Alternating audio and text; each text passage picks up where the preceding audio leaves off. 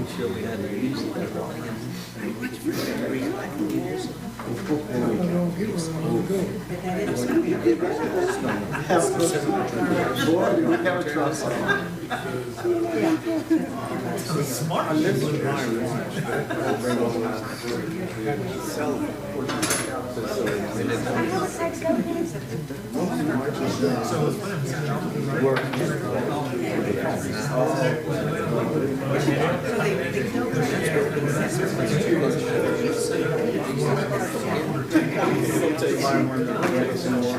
so we get ready to start.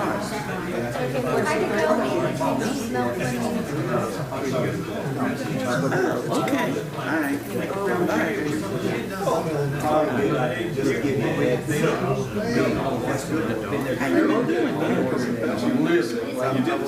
I didn't actually go that deep. Okay, that's better.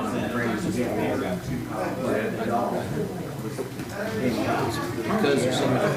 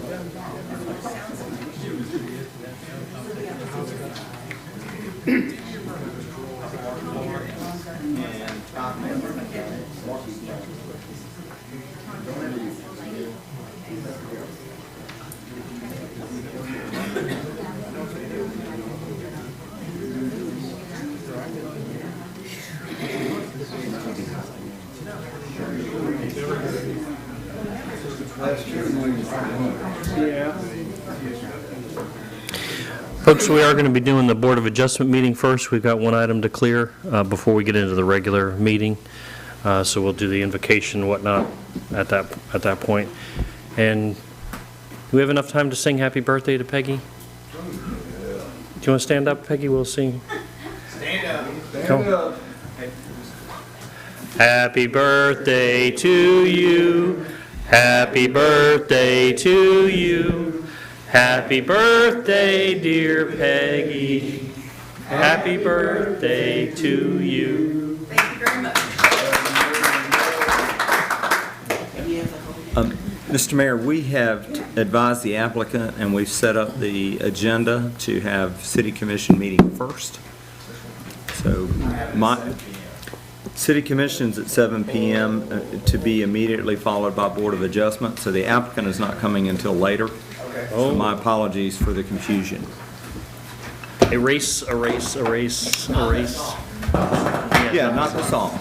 Okay. Ready. It works, it works. Okay, well, Commissioner Maison is running just a few minutes late. I told him that's fine because the BOA was first. We'd have that preliminary done. But, so he'll come in, we'll get the other preliminaries done. So let's go ahead and we will call this regularly scheduled city commission meeting to order. Before I ask for an approval of the agenda, I have some amendments and changes to make. We're going to defer item 5 on presentations. Dallas was going to give that, but he's not able to be here, and because he's not able to be here, we are also going to defer item 16, because he was going to present that as well. That's Resolution 2022-09, so we'll defer both of those most likely to the next meeting. Yes, absolutely. I would like to add, under agenda items on number 16, I was just made aware that Representative Clemens' local bill concerning single-member districts is going before the House tomorrow, and that's a very short turnaround. Part of what he and his committee members have been asking is about whether or not municipalities are in support of giving the voters the chance to have a say on this. Can everybody check their mic? I'm getting a lot of feedback. I can. So I'd like to replace item 16, which I guess would really be item 15 if we take away 5, with a conversation about sending Representative Clemens a letter of support or not. So those are my changes. Defer item 5 and the published item 16. Replace the new item 15 with a conversation about Representative Clemens' bill. Those are the changes I have. Do I have a motion to adopt the agenda with those changes? So moved. Second. I have a motion from Commissioner Farnsworth, a second from Commissioner Martin. Any comments or questions on the motion on the floor from the dais? Any comments or questions from the motion on the floor from the public? Okay, hearing none, all those in favor signify by saying aye. Aye. Motion carries unanimously. With that, we'd like to invite Chaplain Watson from the American Legion Post 149 to the dais to give tonight's invocation.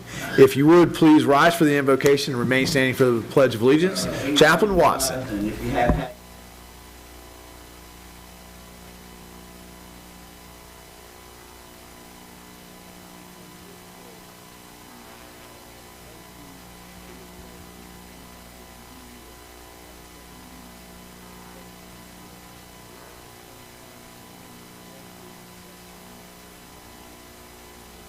of Newberry, and bless our mayor and bless the whole city council, and also bless the American Legion members who's here. In Jesus' mighty name, amen. I pledge allegiance to the flag of the United States of America and to the republic for which it stands, one nation, under God, indivisible, with liberty and justice for all. Thank you. Thank you, Chaplain. All right, so that'll move us into presentations. Welcome, Commissioner Maison. I had it wrong. We were doing the regular commission meeting first. BOA will follow because the applicant couldn't be here right at 7. So that's going to move us to item 1, American Legion, Post 149. Commander, you want to come up? Or Mike, you got something to intro? Just to introduce Commander Leon Smith, who's going to share about the Welcome Home Afghanistan Veterans event that occurred last September. That was an awesome event. We appreciate you guys doing that. You want me to come? I'll come. Be happy to.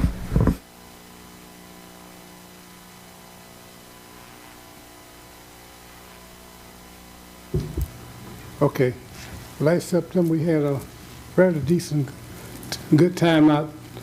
I think it was Clock Plantation, and it wasn't as big as we anticipated.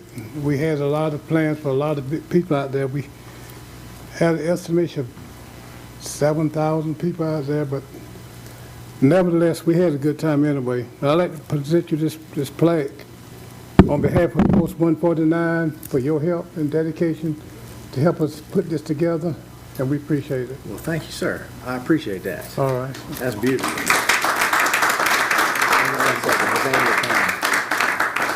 Can I take it out of the bag? Yeah, that all right? I should have taken it out. No, we won't. Take it.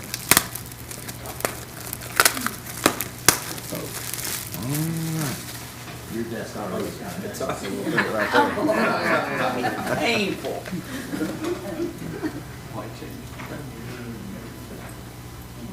Thank you, sir. I appreciate that.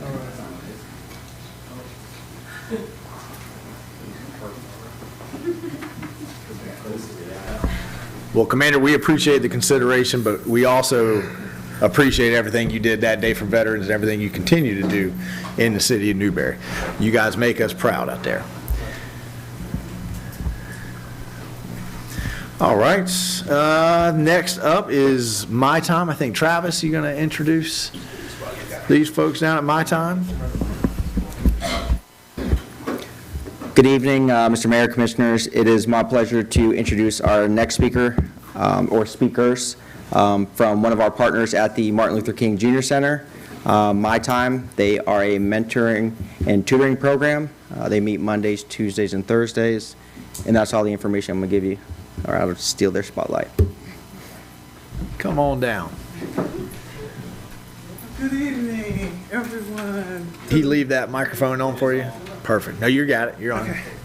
Mr. Mayor and the commission, I want to thank you.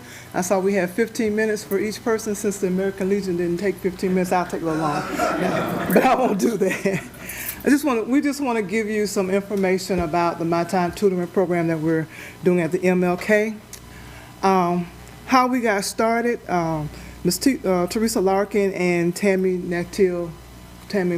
Williams Nattil saw the need for tutoring for our children in our community, and they invited others, myself included, to start the program. We started organizing and planning back in May of 2001, and we started actually giving services in September of 2001. Thank you, darling. You said I'm back up. We meet every Monday, Tuesday, and Thursday from 4 to 5:30. We tutor students from 2nd grade to 12th grade. We also have a few that are a little younger. If they have siblings, we let them come on in. We'll have little coloring things for those kids that are a little younger. Our daily schedule, we have the kids to sign in at 4 o'clock. We have a tutoring session for about 30 to 45 minutes, and we have a group activity. And that could be anything from something that we organize, or we have speakers or different people that come in and bring presentations, and we'll show that a little later. We have a reading of our affirmation, and we also give the kids a snack. And I think a lot of times they come for the snack, and then we sneak in some learning. So we really enjoy the kids. Our affirmation that the kids had to learn is, I am somebody, I was somebody when I came, I'm a better person when I leave, I am powerful and I am strong. I deserve the education that I get here. I have things to do, people to impress, places to go. I am somebody. And they all learn that and say that every session. Our staff, some of them are here, fortunately. Ms. Tammy Williams Nattil is our president. I, Annette McLeod, am the vice president. Ms. Teresa Larkin is director. Rosa Anderson is the secretary. My sister, Lisa Darling, is the treasurer. Ms. Barbara Elliott is our advisor. Mr. Jamel Cheeseborough is here. He's on the committee. Ms. Joy Ingram, Mr. Larry Larkin. And we also have 2 student tutors, Ms. Cameron Cohen and Ms. Jayla Garrison. And they are really doing a fantastic job with the kids. The activities that we have had so far, we've had people to come in and speak to the kids. The commissioner from Archer, Kathy Penny, came in. We had a holiday celebration just before the Christmas break. We took the kids to the 2022 Sparkle Wonder at the Cade Museum. We have what we call a treat shop, and we'll go into that later. We also have health sessions for male and female hygiene. They're at the age now, a lot of them, where they kind of need a little help and how to take care of themselves. One of our speakers was Yolanda Means, who works for Jeffrey Meldon Law, and she was raised here in Newberry. So that was a good inspiration for the kids. And we recently had a Valentine celebration. So we move on. The holiday celebration, we had a lot of food and gifts and things for the kids. They really enjoyed that. We also gave them some activities to do as well. But that was primarily a celebration day. The Sparkle Wonder at the Cade Museum, they had a really good time there. They got to do experiments with the Cade Museum and learned a lot about science and how it relates to how they're living. The treat shop. The kids get to earn money when they participate. So we may give them anywhere from $1 to $5, depending on what, what they do. And they're responsible for holding on to their money. And then we have items that have come from donations, and they get to purchase little small items. So as you see, some of them are toys, some of them are like little beauty aids for the little girls. So it's a vast variety of things that we present to the kids that they can purchase at the treat store. Our speaker, Yolanda Means, was a powerful speaker. As you know, she was raised here in Newberry, and she told the kids, I was raised right over there in those projects, just like you guys are. So it's to show that, give them some inspiration of what they can do, not narrowing themselves just because they're from Newberry. And the kid in the middle picture with her, that's Braylon. Braylon is like our master star. He knew every question, he knew everything, and he's only 5 years old. So he was the inspiration to us, and that's why he got the big bag and the hat and all that stuff. She really fell in love with him. He's something else. Our kids also got to participate in the MLK March on last January, and that was to help them expand on their history, not only with Dr. King, but other black leaders. We've also expanded our black history to them during this past month. Some of them did research and presented to the group what they learned about different people in black history. The next one, this is the Valentine's Day activity they had. Miss Elaine Franklin and Miss Zuel Warren came in, brought the kids the supplies to make Valentine's cards for their caregivers, and also had some socks for them to give a little gift to give to the caregivers. And they also served a treat for them. So that was expanding on their artistic ability along with learning how to give. One of our mentors, our student mentors, Miss Cameron Cohen, was inducted into the Alachua Youth Activity Advisory Council in Gainesville. And she will be representing not only Alachua County, but Newberry in the interest of what kids are looking for in the Alachua County. We tutor. Like I said, we start off with the tutoring session. Any kids that have homework or have any needs to work in different skills, we have that. If they don't have homework, we have worksheets and different activities that either they can go to the computer lab to do research or work on those things that to kind of strengthen them socially, with vocabulary, math, all that stuff. We also do have opportunities for other students to come in. We kind of had a little bit of a turnover these last few weeks with kids, but we are accepting new students. It doesn't matter what school they go to. We also need tutors and mentors. And one of the things I wanted to approach Mr. Shepherd about was if they had students that needed volunteer community service hours for graduation that could possibly come in and help the kids with math, science, English. We need help in all of that because it's been a while since we've been in school. So sometimes we struggle with trying to help those kids to do that. So we want to present that to you all, and we want to thank you all, thank the city of Newberry for allowing us to use those facilities at the MLK. We've provided services to students at Newberry Elementary, Oakview Middle School, and Fort Clark Middle School. And like I said, it's been a great experience. And you see our kids got big smiley faces and everything. And I don't know if anybody, other members want to say something? Yes, Jamel Cheeseborough, one of the mentors. I would truly like to thank Travis for the work that he does. He reaches out to us on a regular basis and things that we need and that we desire. He makes it happen. Thanks, Miss Amy, also for reaching out and helping us do different things that we need. Just want to give a shout out to those folks. And the Miss Tasha, who works there at the center, she's there every day with us. So really appreciate the city for the help. Thank you.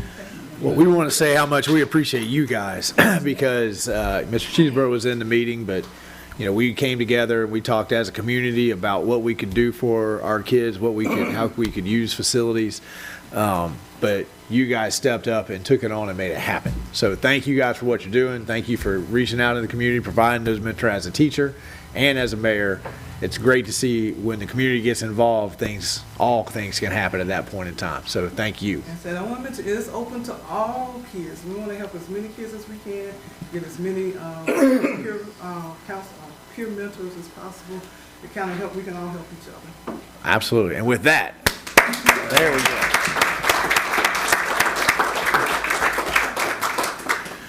All right. All good things tonight. Here, our third pleasant update is about Florida Public Utilities Natural Gas. Mike, you want to give us a little bit of a intro into this exciting news? I do, Mr. Mayor, and thank you. I'd like to introduce Jim Hayhurst. Is that right? That's correct. With Florida Public Utilities. He's going to share a bit with us about their plans to expand natural gas system into Newberry. If the commission will recall, back in 2018, we entered into a 30-year franchise agreement with Florida Public Utilities to provide natural gas service, and we're excited that the project seems to be moving forward at this point. So I'll turn it over to Jim. Thank you, Mike. Appreciate it. Also want to give a brief shout out to a few of my colleagues who joined me tonight in the back of the room. Mr. Ben Semchuk, who's been a great asset to our organization over the years. Wade Hughes, he's our commercial sales representative in this part of the state. So thank you guys for coming. Thank you for your support. So I know this is something that's they all been waiting on for a while, and Mr. Bill Hancock, who works for our company, has been dealing with Mike directly, and he expressed his apologies for not being here this evening. He had a family thing that he had to take care of, and family always comes first. So, but he sends his regards. So Florida Public Utilities has been around for a great many years. We've got about 125,000 customers in the state of Florida. We're owned by Chesapeake Utilities out of Dover, Delaware. Chesapeake owns a myriad of companies, energy companies, natural gas utilities, propane, Sharp Propane, Marlin, CNG. They have a whole family of companies that they own, including Florida Public Utilities. And we have about 1,000 employees with altogether, a little over 1,000 employees. Our assets are somewhere around $2.1 billion in assets. So we're not a small company, but we're not a big company. We feel very confident in our abilities to be able to serve your community here, and hopefully in a timely fashion. So just briefly looking up here at the map, as you can see, we do have electric. We have a small amount of electric up in the Fernandina Beach area, which is Jacksonville, and right there in the middle of the Panhandle, Mariana, Florida, where the hurricane went through a few years back and totally wiped out our entire utility. We had to rebuild it. So that was a major issue we had to contend with that was unexpected.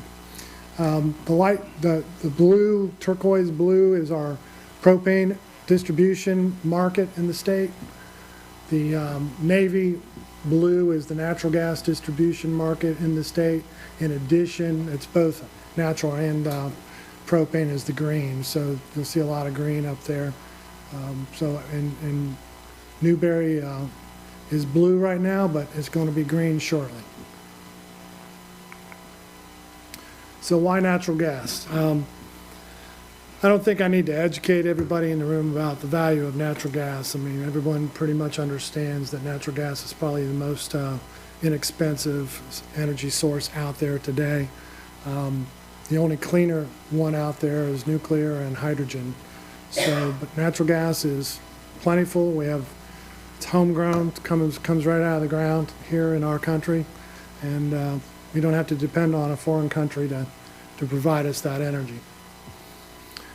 What I like about I've run into a lot of people that always ask me this question. They always say, well, isn't natural gas more efficient than this or that or the other? It's not the gas that's more efficient, it's the equipment that burns the gas that's more efficient. So it's something that I run into a lot. Everyone says, well, it's more efficient. No, it's not. Your tankless water heater is more efficient when burning on natural gas. So our approach here is not just the commercial. We're going to start with the commercial customers because that's the low-hanging fruit out on the main thoroughfares where the pipe's going to be. But we want to attack the new construction market. We want to actually go after residential developments as they come to fruition, be able to extend our pipe to those subdivisions and get gas in there. There are a few propane subdivisions that we own here locally that are currently propane that we intend to convert over. We intend to have this underway by the end of the year. Our intentions are by this time next year, we're probably going to have some commercials on before then, but that's a more honest approach by the end of this year to have pipe in the ground and customers burning gas. So Brian Thomas was able to send this to me a few months back, and appreciate that, by the way. So what I discovered in the recent months was the turquoise blue in the middle, which is the retirement community. That fell through, I was told, and that land has been basically turned around from what I was told. Is that correct? Okay. That came from Jack Coleman, by the way, told me that. Yeah, Jack told me that. So I wanted to ask you about it because I wasn't 100% sure. I'm not even sure why he's still here. Okay, very good. Well, it's good to know that. But there's a lot of activity that we see here that, you know, is potential low-hanging fruit for us. And Brian was able to put this together and send it to us so that we could get our head around, you know, our plan of attack when it comes to getting the pipe in the ground. What are the first steps? What do we want to do quickly and expediently? So right now, as we see it, and this is kind of a hard drawing for y'all to see, but where our offices are, we intend to put compressed natural gas trailers in that location, put pipe in the ground. The overall intention is to go back to our gate in Trenton. Those of you who know about the prison on the other side of Trenton is where our natural gas gate is, which is to the far left of that map. So we have to come down quite a ways to get into Newberry, and we've got some folks that are working on it. Our engineering group is working on figuring out the path of where that pipe's going to go. Jim, what do you mean by gate? A gate is Florida Gas Transmission, for example, is the transmission company that brings natural gas from Houston all the way down the Panhandle, all the way to Miami. So as it passes through the state, we were able to identify that prison as a consumer that would make sense to build a gate.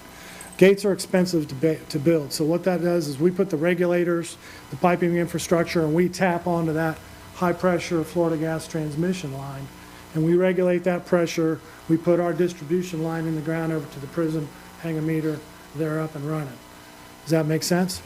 Okay, so we're going to go the opposite direction, obviously, because the prison's that way, to the west, and we're going to come east and come into town. But it's going to be a while before we're able to run that line. So we want to put compressed natural gas in place so that we can get the pipe gassed up and start getting customers turned on as quickly as possible.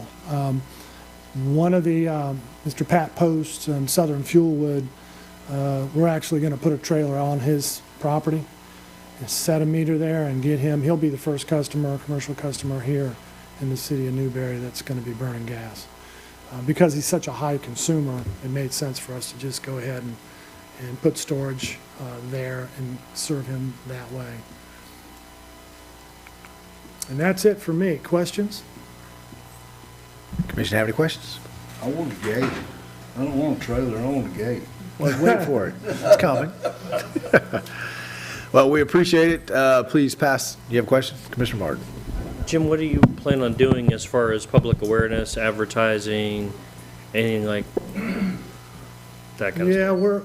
Yeah, I haven't been, that hasn't really been shared with me yet, but I can assure you that there's a plan of attack for that. Once we get a little bit further down the road and we know exactly what our timeline is, that'll be addressed at that time. And we'll be in touch with you all to let you know what's up with that, so we won't leave you in the dark. Mr. Manager, do you have a question? I was just going to comment just based on meetings with them, and they've been really outstanding to work with. We've been having this conversation for better than 2 years for their planning processes. It seems like existing LP gas customers, high-end schools, restaurants, Argos, folks of that nature would be the folks that are initially evaluated. We have a couple of residential subdivisions in town that are on LP gas. Those would be fairly, they're readily converted. And then I think the next step is to talk to developers that are involved in new construction, see if you can put a natural gas system in with construction. It's really cost prohibitive to go into an older subdivision that is settled in on electric appliances. The take rate is much lower. It doesn't make a good business case, but if you can get into a new subdivision prior to construction of the roadway infrastructure and you get commitments from the builder to go with natural gas facilities, appliances, then it makes sense. Sorry to make that pitch. I've just sat in so many meetings. I'm kind of learning their rollout strategy here in Newberry. Commissioner Coleman? Mr. Jim, is it pretty painless with the existing customers that are on LP? Is it a change of an orifice or? Yeah, it's very simple. Yeah, it's pretty painless. It can be done in just a matter of a few hours in most cases. And they just go from house to house to house? Yeah, from business to business, all the restaurants in town are pretty, the ones that we have a pipe in front of, as we get to them, we're going to convert them over. We've talked to almost all of them. Mm-hmm. We've met with just about every commercial restaurateur in town, talked to them. They've all expressed an excitement, a level of excitement to be able to convert from propane to natural. Well, they have like on the water heaters that are on the side of the house. The tankless water heaters, yeah. Yeah, so, don't take me.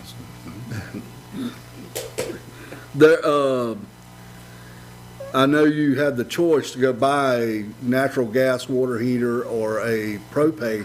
There's not a problem converting those? That's the same thing with the orifice, or?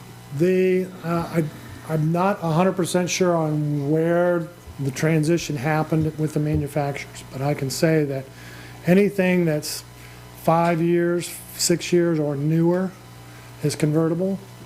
You get water heaters that are older than that, a lot of them cannot be converted, they have to be replaced. So what's the plan there?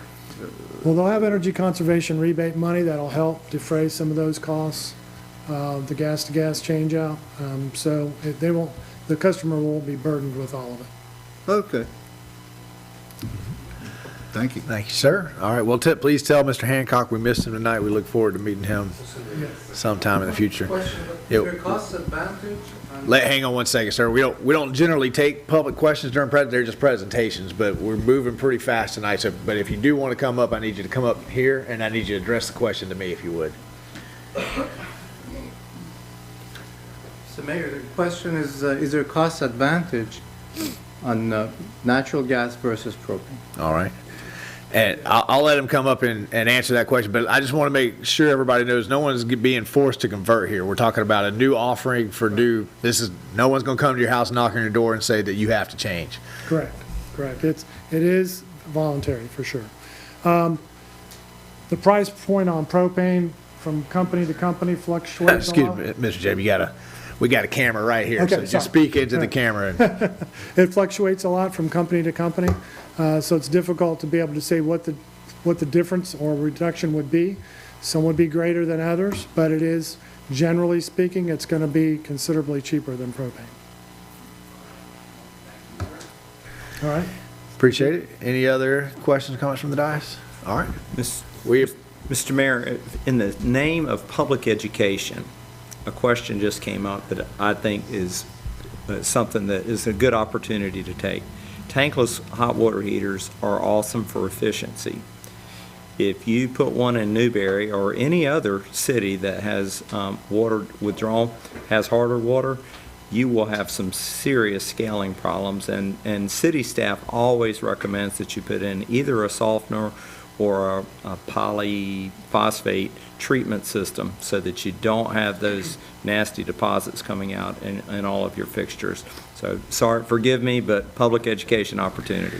And Pastor Rocky has volunteered to share it with anybody the vinegar, and so, if you don't want to spend the Or come out to expense. my house and see what I had to put in to Yeah. prevent it. All right, we appreciate it. Thank you, All right, appreciate it. thank you.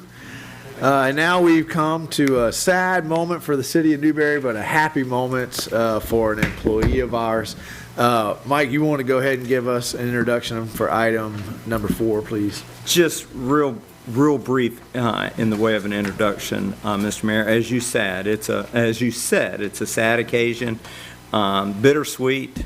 As some may say, we're always excited when someone reaches a career milestone, and we generally only reach retirement age once, that opportunity. And so we received notice a few weeks ago that our principal planner, long-term, 15 years with the city, stood in front of the commission hundreds of times, has reached a point in her career where she's ready to retire. And we're excited for her that she's reached the milestone, but we're certainly going to miss her expertise. And more than that, we're going to miss her friendship and her warm personality as being part of our team every day. So just, I think we've got a few things to share publicly with her tonight, and there's a retirement party that is around the corner a little bit that everybody will be invited to. But, tonight is just an opportunity for us to do some things from a city commission level. Thank you, Mr. Mayor. Well, Mike, I agree, and I hope we all can all make it to that party and share some stories and memories and all that kind of good stuff. But tonight, I would like to offer on behalf of the commission the following proclamation. Whereas we are here today to express our appreciation to Wendy Kinzer Maxwell and honor her for her distinguished 15-year career with the city of Newberry and dedicated service to the residents of Newberry. And whereas Wendy began her career with the City of Newberry Planning Department on July 30th, 2007, and has served as principal planner since 2013. And whereas Wendy served as the city's first grants manager, she was instrumental in obtaining numerous grants for the city, such as a CDBG Economic Development Grant for Champions Park and the Town Center at Country Way. And whereas Wendy has been instrumental in helping the City Commission, Development Application Review Team, Planning and Zoning Board, the Historic Architectural Review Board, the Newberry Main Street Organization, in their discussions of planning, land use, historic preservation, economic development, and many other issues that affect the city of Newberry and its residents. And whereas Wendy's service extends well beyond the planning department, and she is well respected by the community, Wendy has built cooperative relationships with residents, other government organizations, community groups, local nonprofits, Newberry businesses, design and development professionals, and other members of the community. And whereas she distinguished herself as a hardworking and dedicated public servant, at all times committed to helping her community, administering planning regulations with a sense of fairness, and has provided invaluable leadership and guidance on many significant projects. And whereas her colleagues know her as a loyal coworker and friend who takes great pride in her work and in this community, and who is always ready to lend moral support or a helping hand when needed. Whereas on behalf of the entire City Commission, I want to express our sincere appreciation to Wendy for her loyalty to the City of Newberry and wish her much happiness as she begins this exciting new chapter in her life. Now, therefore, I, Jordan Marlowe, Mayor of the City of Newberry, do hereby proclaim Thursday, March 3rd, 2022, as Wendy Kinzer Maxwell Day in the City of Newberry, and urge all residents and employees to join me and the City Commission in congratulating Wendy on an outstanding career with the City of Newberry and wishing her many years of continued happiness and good health. You're going to be irreplaceable.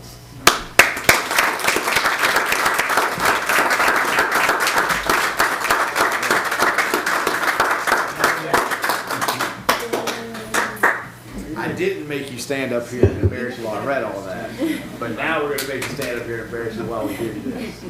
Thank you so much. Thank you very much. And I'm going to get lots of pictures. Do that again. No. That'll be the one that shows up on Facebook. I Now, know. we're not done yet. I Set didn't this take- one down here. Good. Normally you might, though.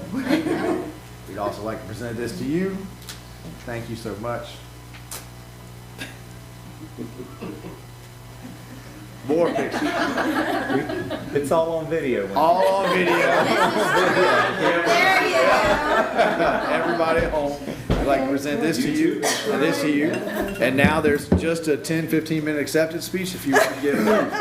No, we do appreciate it. Thank you so much. Thank you. Thank you very much. It's not going to be the same. Thank you. I'll just take a picture here. Thank you. You really, it's been a pleasure. It's really like Many years. Mike says you can chew gum until the end of your term there, so you can chew gum. Put it under the desk. Yes. Thank you so much. Okay. And just thank you very much. I've really appreciated it. I've really enjoyed working here. And I worked for the county for about 15 years and then did my own consulting And we were business. way better. And I'm telling you, here I am. This is where it is. This is where things are happening and where people come first, and it makes a difference. So I want to thank you for all the time I've gotten to be here and what I've learned, and the friendships have been the most important. So thank you. Thank you.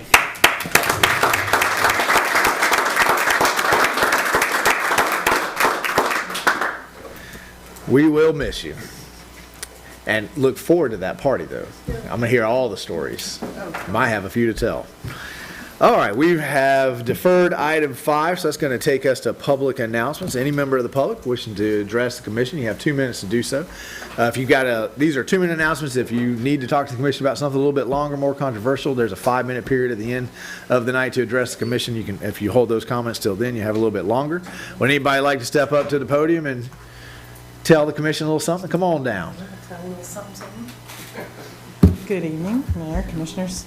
Lisa Tate with Newberry Main Street. I just want to proudly announce that Newberry Main Street just went through their national certification again last week. And we did it again, so we are certified for another year. They're changing the rules next year, so it might be some different things, and we've had some conversations and we'll go on with that.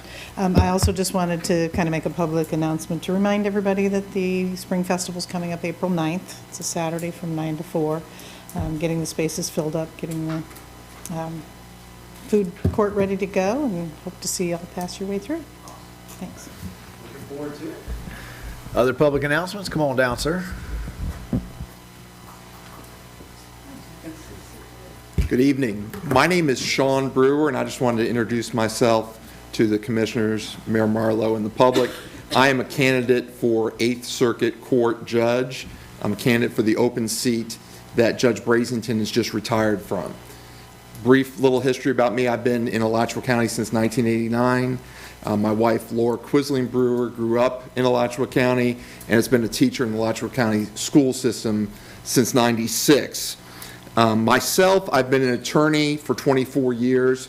The focus of my career has been prosecuting crimes in the Crimes Against Women and Children Division, your domestic abuses, your sex abuses on adults and children, and your child abuses. That's been the focus of my career.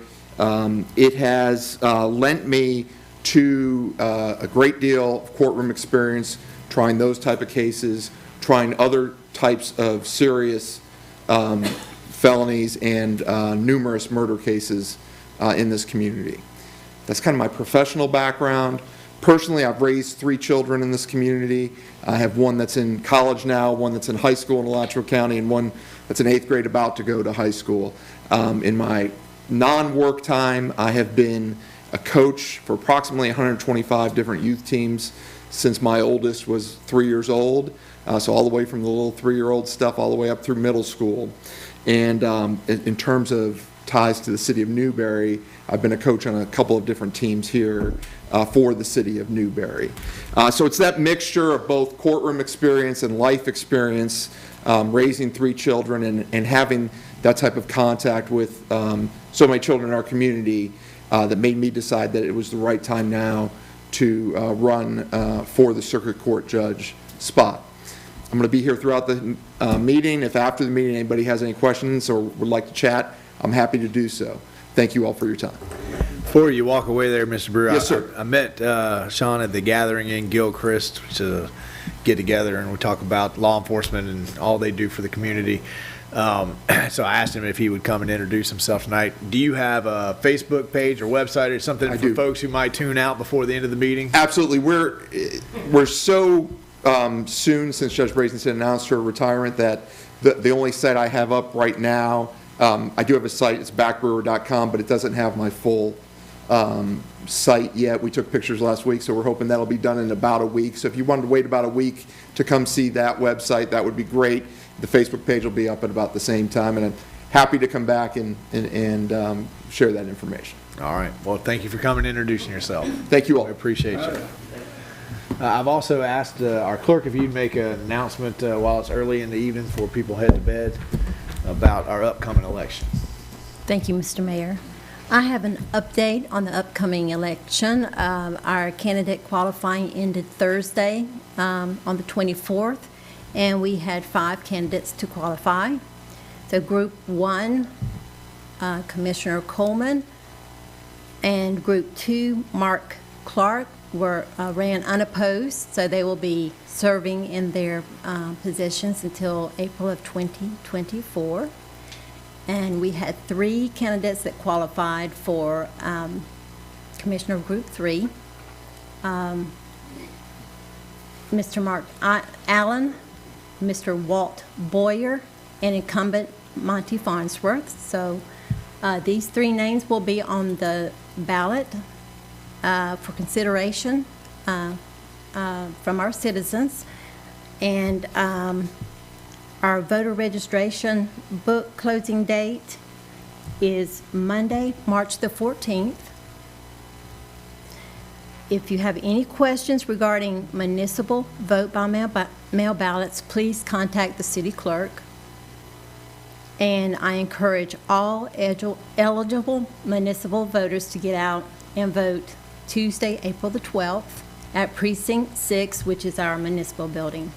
And congratulations, Commissioner Coleman and Commissioner Clark.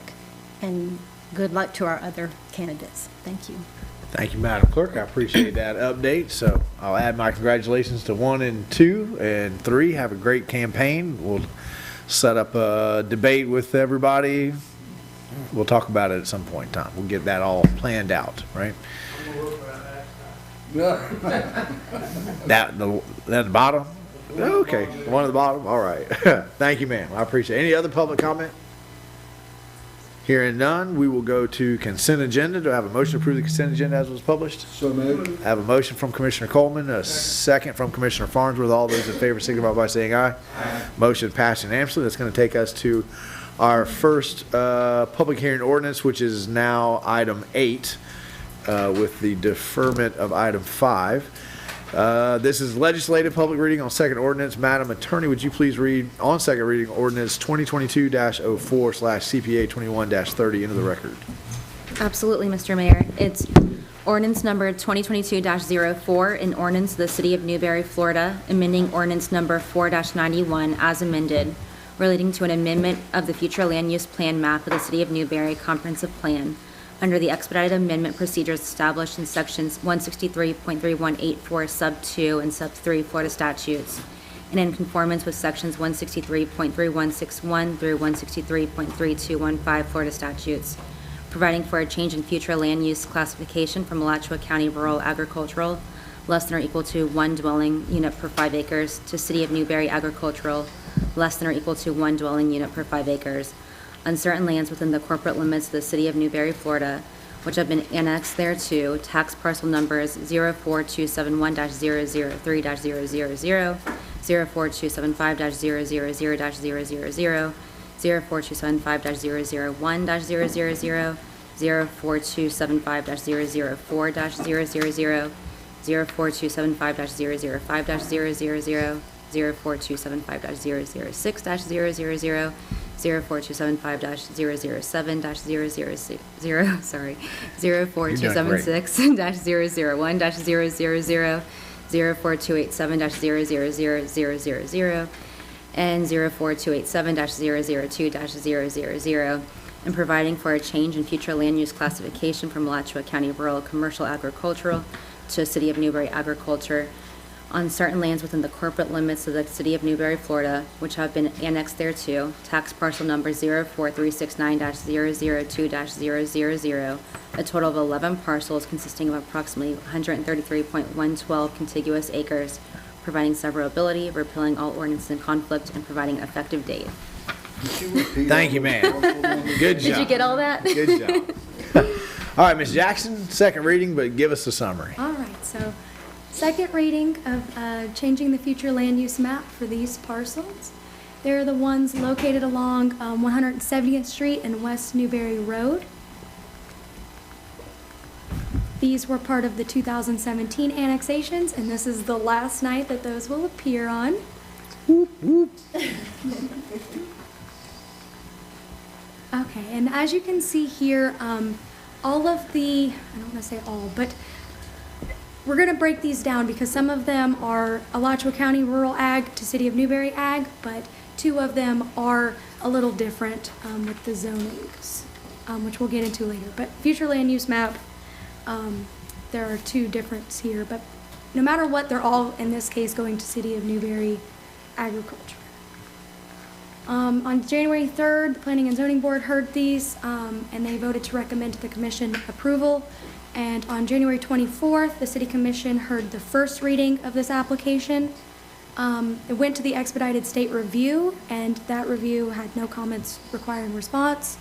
And staff recommends approval of the ordinance on its second reading. Thank you, Ms. Jackson. Commission have any questions for staff between the first and the second reading? Okay, do I have a motion? I have a motion for approval from Commissioner Martin. Do I hear a second? Second from Commissioner Farnsworth. Any comments, questions on the motion on the floor from the dais? Public have any comments, questions on the motion on the floor? Hearing none. All those in favor, signify by saying aye. Aye. Motion passed unanimously. It'll move us to new item 10. Madam Attorney, would you please read on second reading ordinance 2022-07/CPA 21-33 into the record? Yes, sir, and I was told to speak louder, so hopefully y'all can hear me now. It's ordinance number 2022-07, an ordinance of the City of Newberry, Florida, amending ordinance number 4-91 as amended, relating to an amendment of the future land use plan map of the City of Newberry Comprehensive Plan under the expedited amendment procedures established in sections 163.3184 sub 2 and sub 3 Florida statutes, and in conformance with section 163.3161 through 163.3215 Florida statutes, providing for a change in future land use classification from Alachua County Rural Agricultural less than or equal to one dwelling per 5 acre units, one dwelling unit per 5 acres, to City of Newberry Agricultural less than or equal to one dwelling unit per 5 acres on certain lands within the corporate limits of the City of Newberry, Florida, which have been annexed thereto, tax parcels number 04155-000, 04155-002-000, 04152-000-000, 0155-001-000, and 04155-001-001, consisting of approximately 194.44 acres, providing severability, repealing all ordinances in conflict, and providing an effective date. You didn't miss 1-0. Good job. Ms. Jackson, take it away. Okay, so again, this is all Alachua County Ag to City of Newberry Ag on Northwest 202nd Street. Similar timeline, January 3rd was voted approval for recommendation to the City Commission by the Planning and Zoning Board. January 24th was the first reading in which the Commission voted unanimously to approve. The state review had no comments, and staff recommends approval of the ordinance on its second reading. Thank you, ma'am. Does the Commission have any questions for staff on second reading? Do you have a motion?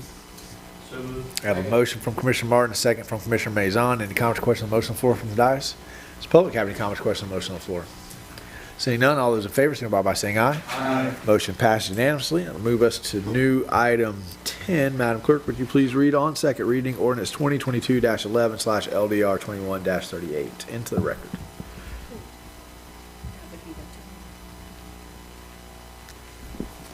And Mr. Mayor, now we're in quasi-judicial mode. I'm sorry. Quasi-judicial. Hang on one second. I was looking at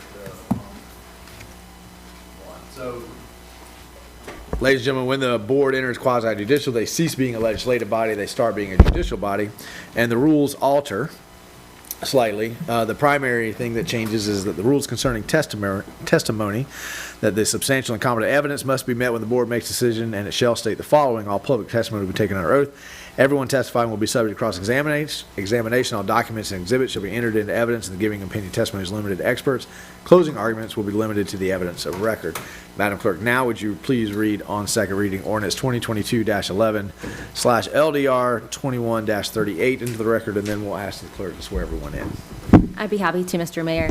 This is ordinance number 2022-11, an ordinance of the City of Newberry, Florida, relating to rezoning of approximately 133.12 contiguous acres, more or less, pursuant to an application by the property owners of said acreage, amending the official zoning atlas of the City of Newberry Land Development Regulations, providing for rezoning from the Alachua County Agricultural A zoning district to City of Newberry Agricultural A zoning district on certain lands within the corporate limits of the City of Newberry, Florida, tax parcels number 04271-003-000, 04275-000-000, 04275-001-000, 04275-004-000, 04276-001-000, 04287-000-000, 04287-002-000, 04275-005-000, and 04275-006-000, and providing for rezoning from the Alachua County Agricultural Rural Business A-RB to City of Newberry Commercial Neighborhood CN zoning district on certain lands within corporate limits of the City of Newberry, Florida, tax parcels 04275-007-000, and providing for rezoning from Alachua County Business, Retail, Sales, and Services BR to City of Newberry Commercial Neighborhood CN zoning district on certain lands within the corporate limits of the City of Newberry, Florida, tax parcel 04639-369-002-000, providing severability, repealing all ordinances in conflict, and providing an effective date. Thank you, ma'am. Now, according to our own rules of procedure when we're in quasi-judicial, I'm going to read through these presentations and rules one time unless someone new enters the room. So I'm going to go ahead and ask anybody who's here to speak on any quasi-judicial tonight, whether it's this agenda item or another later one, if you'd please rise so that our clerk can swear everybody in for all quasi-judicials tonight. Madam Clerk. Brian. I really wasn't planning on speaking, but Please state your name for the record. Elena Jackson. Brian Thomas. Do you hereby swear or affirm the testimony you're about to give is the truth, the whole truth, and nothing but the truth? I do. You have been duly sworn. Thank you, ma'am. Now let's go ahead and do ex parte for anything on the agenda tonight. Commissioner Mazon? No. Commissioner Farnsworth? None. Commissioner Martin? None. Commissioner Coleman? None. I'm a non-voting mayor, but I have none as well. I'm going to go ahead and read through the presentation order. We're first going to hear a staff overview. The applicant is present. Then the applicant will have the opportunity to make a presentation with no time limit. Then we're going to hear staff report and recommendation, also with no time limit. I've not been contacted by anybody wishing to claim a third-party intervener status on any of the quasi-judicials tonight. So that's going to move us to public comment. Anybody wishing to speak on this agenda item, I can give them 3 minutes to do so. Then the applicant can cross-examine staff, cross-examine members of the decision-making body. Through the chair can ask questions of the staff or the applicant or any of the participants. Final arguments will be made by the applicant and then staff related solely to the evidence testimony presented at the hearing. City attorney will then advise the decision-making body as applicable law and the factual findings that must be made to approve or deny the application. Then the board will deliberate, and after deliberations, the vote will be taken to approve, continue, deny, or to table. With that, that's the presentation we're going to follow. Ms. Jackson, please give us the overview. If the applicant's not present, slide right into that recommendation. All right, this is the rezoning half for these parcels. The ones outlined now would be Alachua County Ag to City of Newberry Ag. This parcel in purple would be going from Alachua County Business Retail to City of Newberry Commercial Neighborhood. And the one outlined in dark blue there would be Alachua County Ag Rural Business to City of Newberry Commercial Neighborhood. So both of these zoning categories would ultimately go to Newberry CN. On January 3rd, Planning and Zoning voted unanimously to recommend to the Commission approval. 24th, had the first reading, and again, it was approved on first reading, and staff recommends approval of the ordinance on second reading. Okay, since I heard a recommendation, I'm assuming the applicant's not present? Okay. All right. Go straight to member decision-making body. Do you have any questions for staff? Okay, if not, then would you like to make a final argument? Okay, Madam Attorney, would you please advise the decision-making body? The standard for approval would be competent and substantial evidence. Thank you, ma'am. Okay, we'll enter into deliberations. If there are no deliberations, I'll have a motion.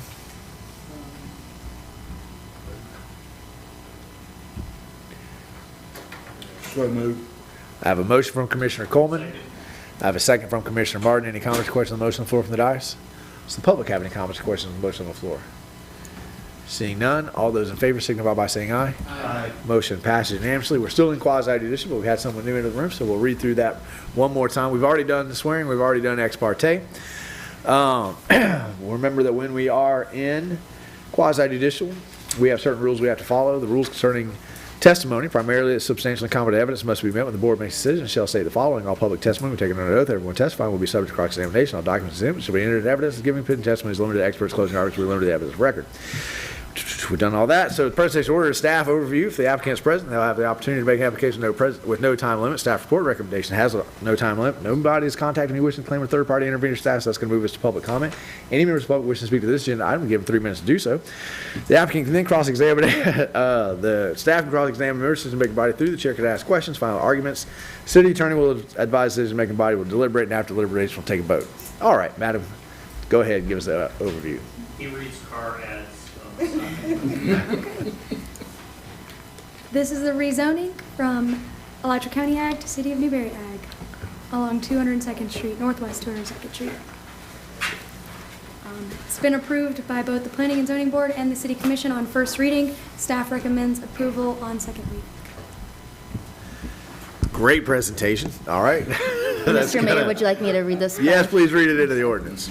This is ordinance number 2022-14, an ordinance of the City of Newberry, Florida, relating to an amendment of the official zoning atlas for the rezoning of 127.68 acres, more or less, pursuant to an application by the City of Newberry, amending the official zoning atlas of the City of Newberry Land Development Regulations, providing for rezoning from Alachua County Agricultural A zoning district to City of Newberry Agricultural A zoning district on certain lands within the corporate limits of the City of Newberry, Florida, which have been annexed thereto, tax parcel number 04155-000-000, 04155-002-000, 04152-000-000, 04155-001-000, and 04155-001-001, providing severability, repealing all ordinances in conflict, and providing an effective date.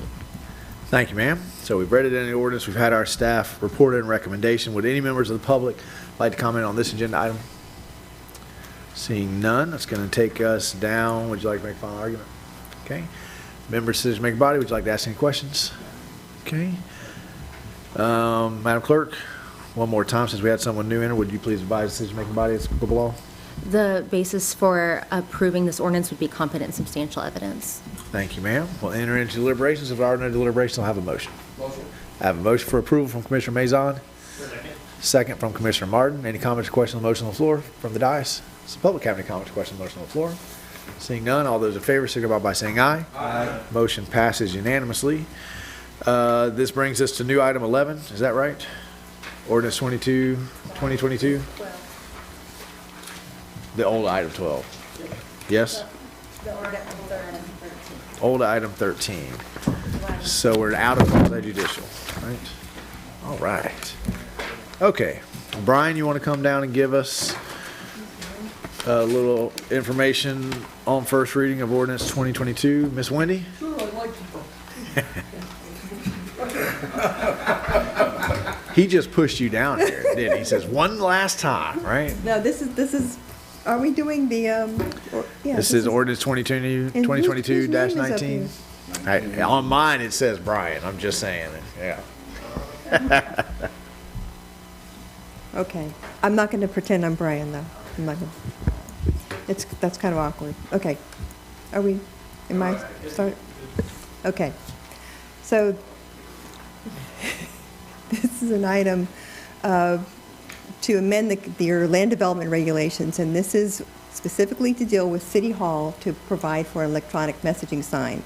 Currently, it's because you're located in the historic district, you have to amend your regulations to be able to allow that kind of signage, and because that isn't allowed in your historic district. But specifically for City Hall facilities, it's very common to do that kind of thing now. It's used as an additional tool to increase communication, especially people who don't have internet, people who are it's just a direct way to get the message out there about upcoming meetings or important announcements about whatever events are going on, emergency kind of announcements, that kind of thing. So in this case, we're looking at the regulations to amend 4.2.20, which is your sign regulations, and that would be because in your code itself, it does say that signs on public property can be erected by the government, and they're for a public purpose, identifying public property, special directions, or special information. So the amendment is consistent with the practice of other local governments, and which frequently can be exempt from their existing regulations for that kind of purpose, to fulfill a public purpose. So in this case, it would support the city's ability to fulfill that purpose by promoting the health and safety of your residents. And the first amendment is proposed in your code. It has a table in there that tells you the types of signs that are allowed. And this is specific to the City Hall facility, so that it's not something that's just pervasive and can go anywhere in your historic district. This is just for this purpose because it serves that public purpose. So the recommendation is the language that you have, C, the underlying language is new, and your code does allow for a 5-foot-high sign in your historic district, and that this is consistent with the regulations that are already in your code, but applies them to the City Hall facility for electronic messaging. You could have a 100-foot square-foot sign, 50 feet on both sides, each side, excuse me. It also requires you amending your historic preservation regulations. A few places that just to say except, unless specified otherwise within these regulations, so that we can go and do the part about the City Hall. So everybody else, on all your other facilities, any other buildings you have, they still comply with historic district regulations, of course. This is just kind of a special way to be able to provide that additional communication to support your public. And again, another section under the architectural site and design regulations, and again, under the best practices for exterior lighting, you have those in your ordinance. This is your first reading tonight.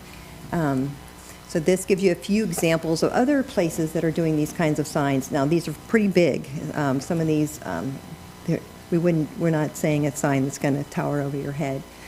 But this is to give you an example to show how the electronic messaging signs are incorporated into the city's sign or historic district or that kind of thing.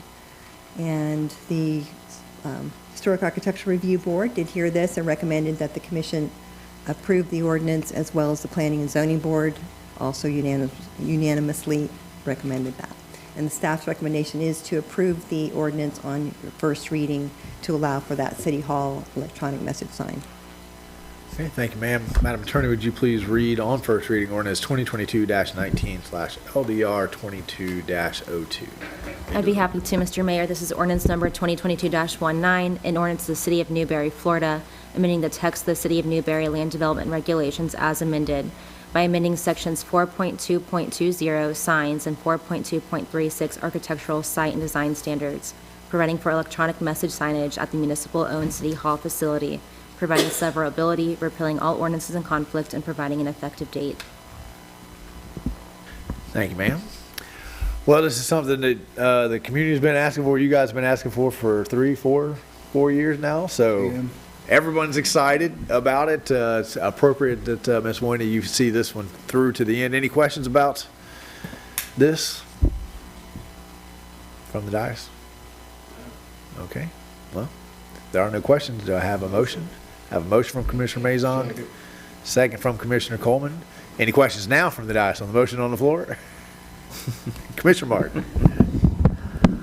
I'm actually going to be voting against it, only from the standpoint of I wouldn't necessarily see myself supporting a business do it. I understand the case to make it an exception, but I don't know. I don't want to break our own rules for our own sake, sort of thing. And that we have a lot of other opportunities to get messages out and that sort of thing. At this point, I kind of like the clean look in the downtown, and adding another sign. I'm a nay this time. Okay, so we are down a commissioner, so if there's a chance that this is going to go down after so much work is put in to get us here, I've got two people. So Commissioner Farnsworth, could you give us a little bit of insight into your thinking? Because otherwise, if this is going to stall out at 2-2, then I'd ask to table it, let a full dais get up here. If you're in favor of it, then it doesn't really matter. We can move on forward.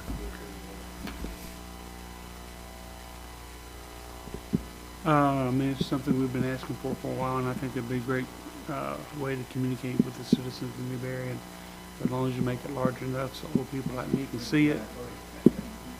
But kind of have a hard time seeing the equestrian center signs. So, but I guess the details will be worked out later.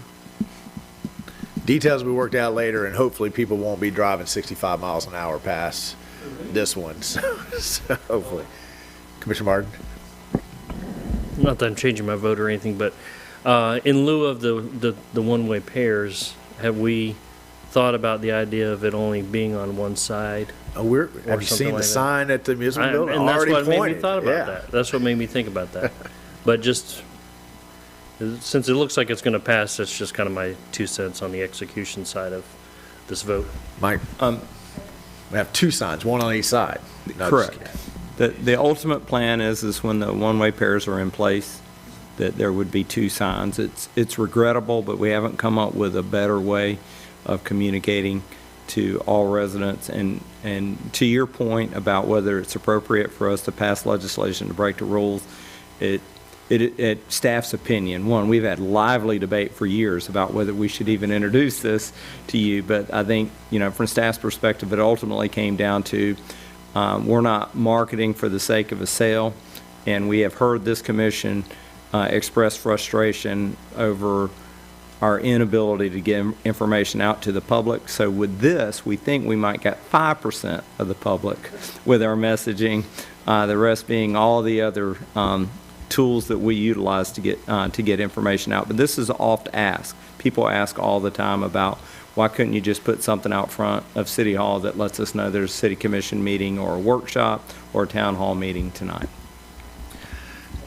Two-way pairs is a great point. I recently just posted an update about the two-way pairs, and I had people comment that thought that we had just made that decision when I posted it and didn't realize that this had been a community-wide conversation, more workshops on that than I can remember us having on anything else. So the ability for us to post something and say, two-way pairs, yeah. Okay. Anything else, Ms. Wendy? Yes. I would suggest if you are going to approve this on first reading that you add the statement that you would like provision that there be the ability to have the two signs. Right now, it's limited by square footage, and I'm thinking with the size and stuff. Square footage on both sides, right? So if we just do one side, then we can do the other side. Yeah, if you did one-sided signs, then it should work, as long as it. Because we're not going to put a screen on the other side, knowing that. Yeah, but they're going the other way. The other way. But I just want to make provision that, I'll look at the ordinance just to make sure that there's nothing that's going to cause an issue. I think if we're just doing it on one side, we're only accounting for drivable traffic, though, actually, come to think of it. There's plenty of people that are walking around down here that. Well, we might do it on both sides. I think we should take her advice. Both sides anyway. I think we should take her advice just to cover our bases. Just so that you have the ability to do that if you so choose. Sides. So at least, and then you can talk about it at your next meeting on the 14th of March. All right. So I had a motion from Commissioner Maison. Will you amend your motion to include a clause about two signs on City Hall campus? Do you amend your second? Yes. Okay, so I have an amended motion from Commissioner Maison and an amended second from Commissioner Coleman. Any more questions from the dais on the motion on the floor? Public comments or questions on the motion on the floor? Come on down.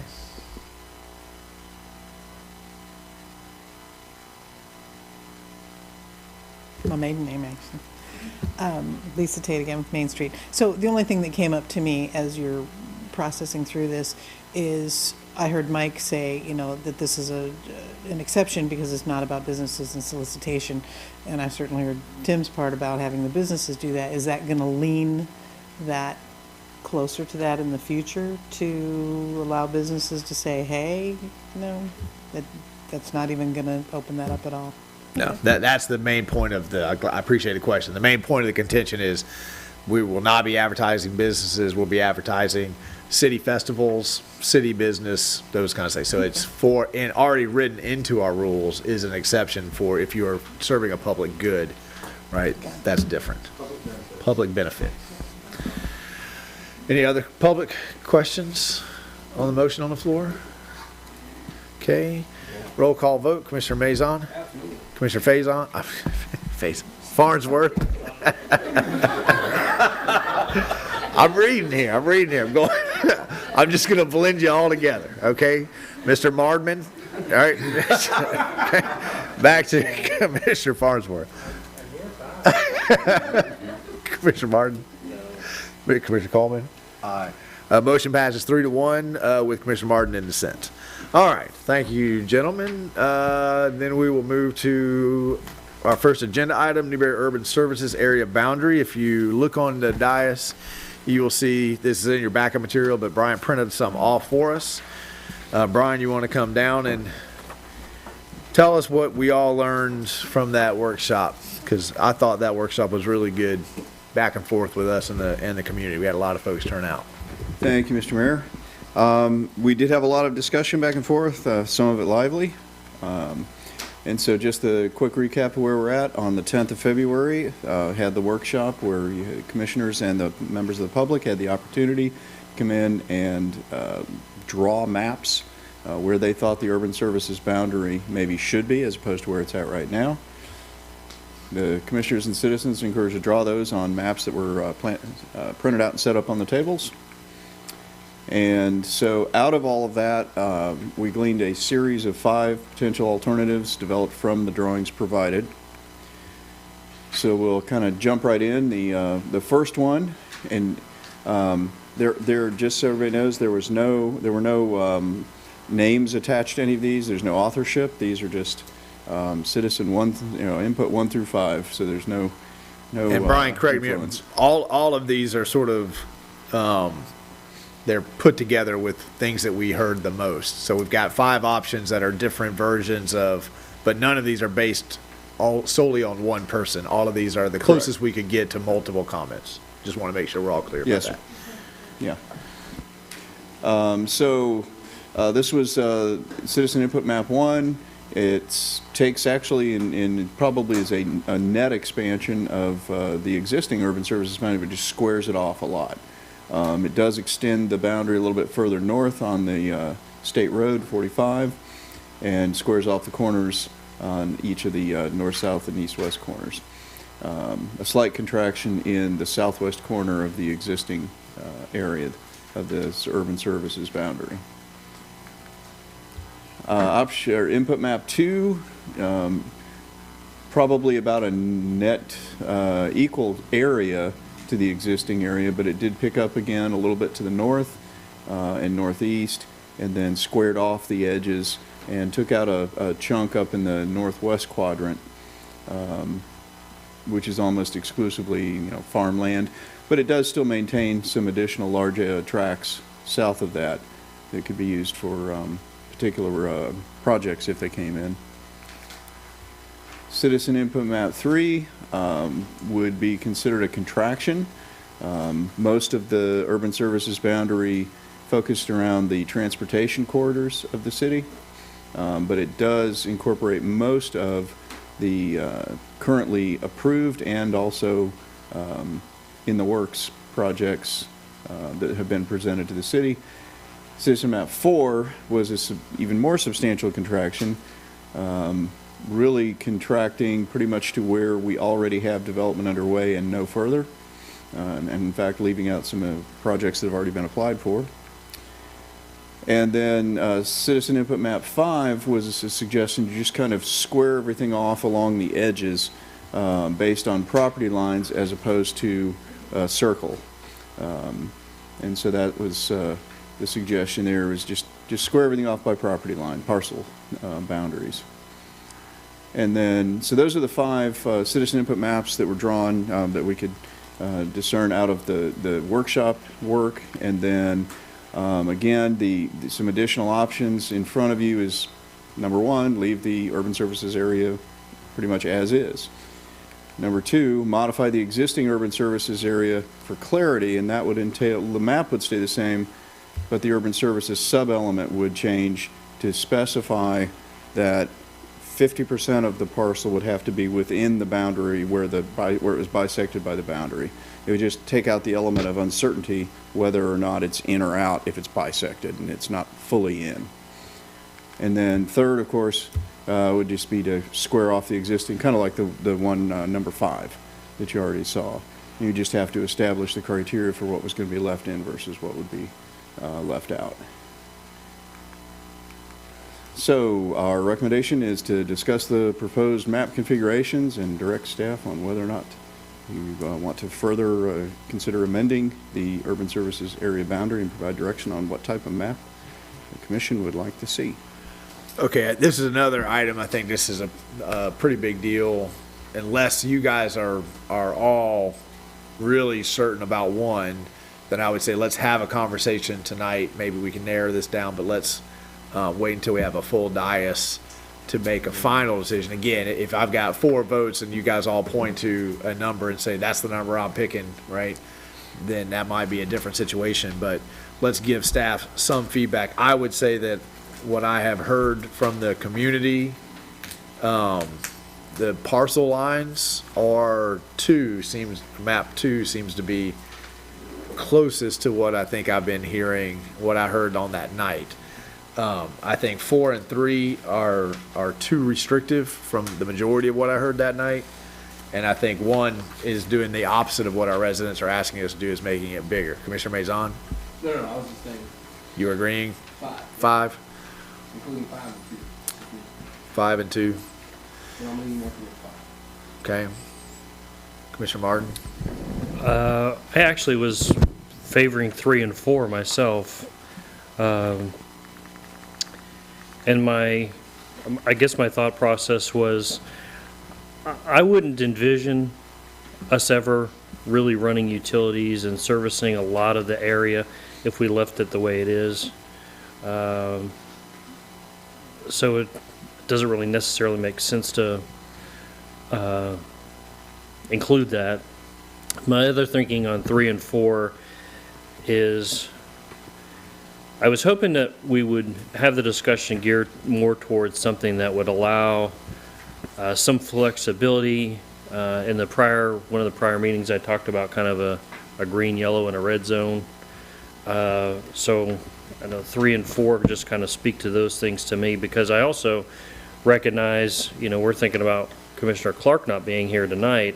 I'm thinking about who's sitting across the board in 5 years or 6 or 10 years from now, and giving them a chance to say something about what's going on in the area. Because if somebody came before us, it still allows us to flex. I mean, we can still do kind of anything that we want.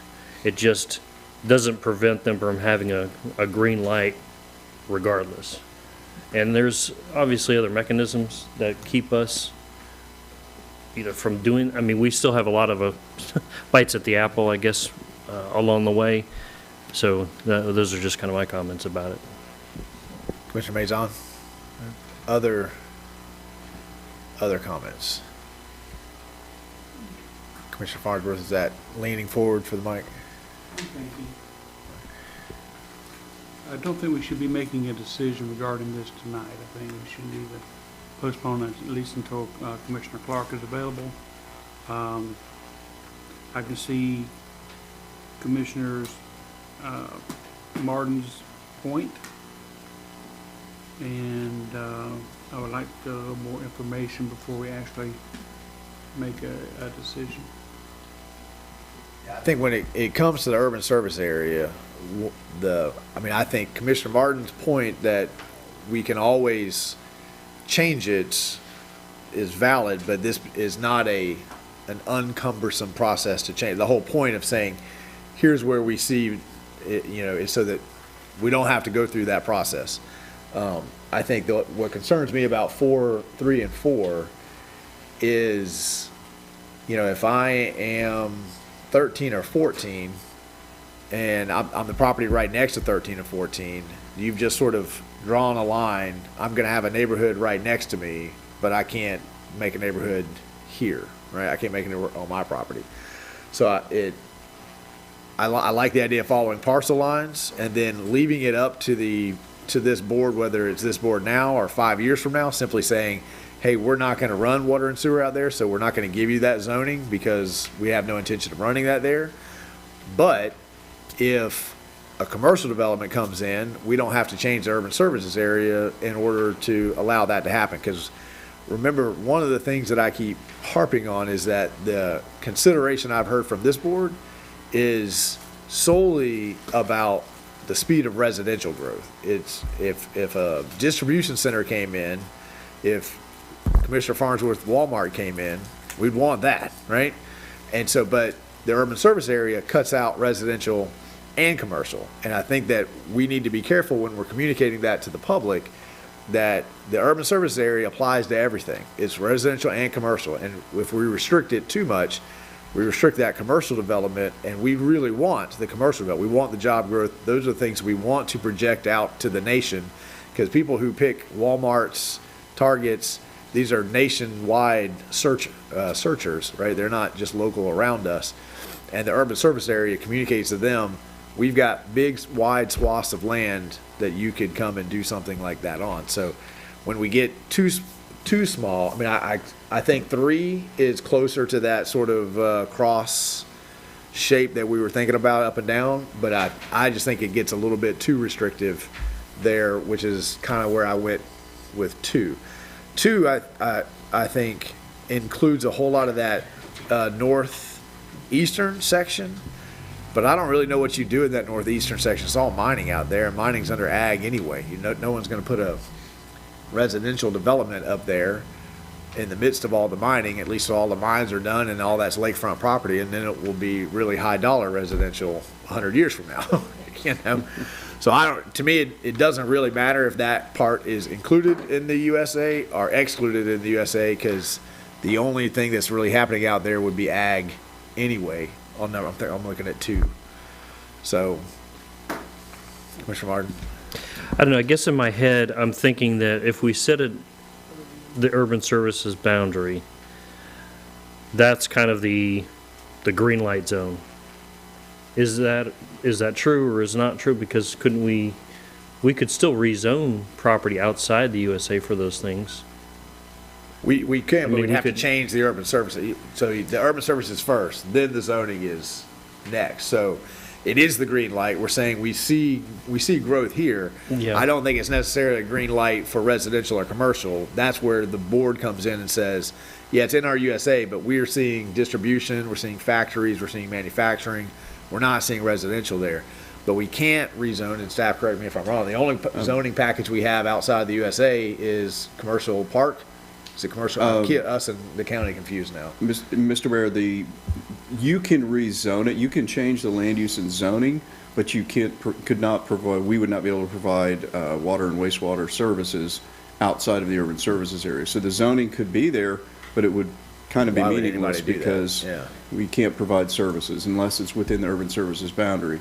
And to your point about the potential for a large commercial industrial type of development in some of those larger, more isolated areas that are still within the urban services area, those type of site location decisions, a huge factor, probably more than land cost even, is timing.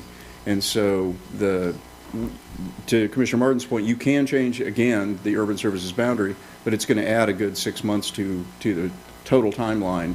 And when you're competing with other communities that they say, well, we can get you up and running in 6 months, and you say, well, we're going to take a year or a year and a half, then it puts you at a competitive disadvantage. If you have some area set aside that could be used for that's within your urban services boundary, then it's just a zoning and land use matter, which can be accomplished fairly quickly. Commissioner Farnsworth. So the urban service boundaries can be changed how often? Mr. Mayor, you can change them basically as often as you like, but every time you change it, it goes through that. It's considered a large comprehensive plan, large-scale comprehensive plan amendment, and so you have to go through the state review process, and it's between the public hearings and then the review by the state, and then the second public hearings. You're probably looking at about 6 months, on top of any other land use and zoning action you need to take. All right, one of the other questions is, I think most of our growth will probably be east of the city, but we seem to have really limited ourselves going that way. I don't know why we don't have it going further east than we are. Well, I think that's, we started with the circle, right? And then I think out of the visioning session, what we heard is from our residents, protect a green buffer in between Jonesville and Newberry. So if we extend the USA further east, then I think we're going to have an awful lot of applications in front of us that say, because that's our prime corridor, right? They're going to say, well, your urban services area is out here, and hey, I'm a big hotel national company. I'll pay to run the water and sewer out, and I'm going to build a hotel in the middle, right? So we have to make a choice. Do we want to protect that green buffer? Do we want people to have to know when they leave Jonesville and they drive through to get to us? Or are we going to allow that sprawl to happen? Because we certainly could redraw the urban service area all the way down to our city limit sign, but then we are projecting to everybody that we're open for growth along that corridor, and we lose that green belt.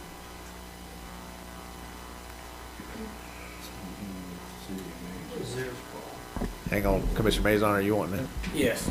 Okay. So this, to me, it seems like we're making this more complicated than it really is.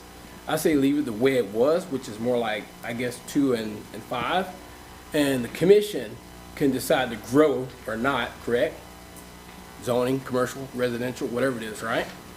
As opposed to changing it, which is going to cost more time and money. Can I ask a follow-up question on that? Because, one of the options we kind of breeze through is just to close out the loophole of just because 10% of my property is in, I get to push it out. Does that go to the state and is the whole amendment, or is that in-house?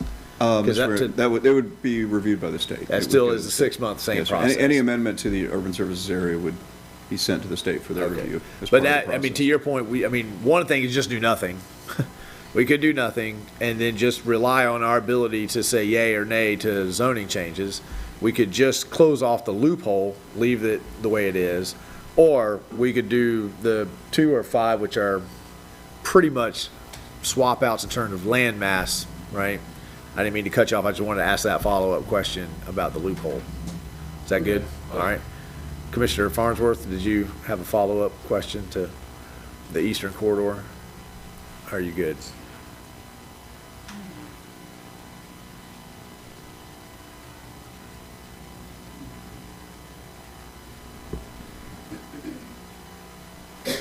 One of the concerns I do have is the possibility of GRU infringing on our area. And I don't think they can. Let's have the manager speak to that. What's our protection there? Well, first, there's the county's urban services boundary, which is set a little more than a mile away from our city limits. GRU is under the impression they're not allowed to extend beyond that.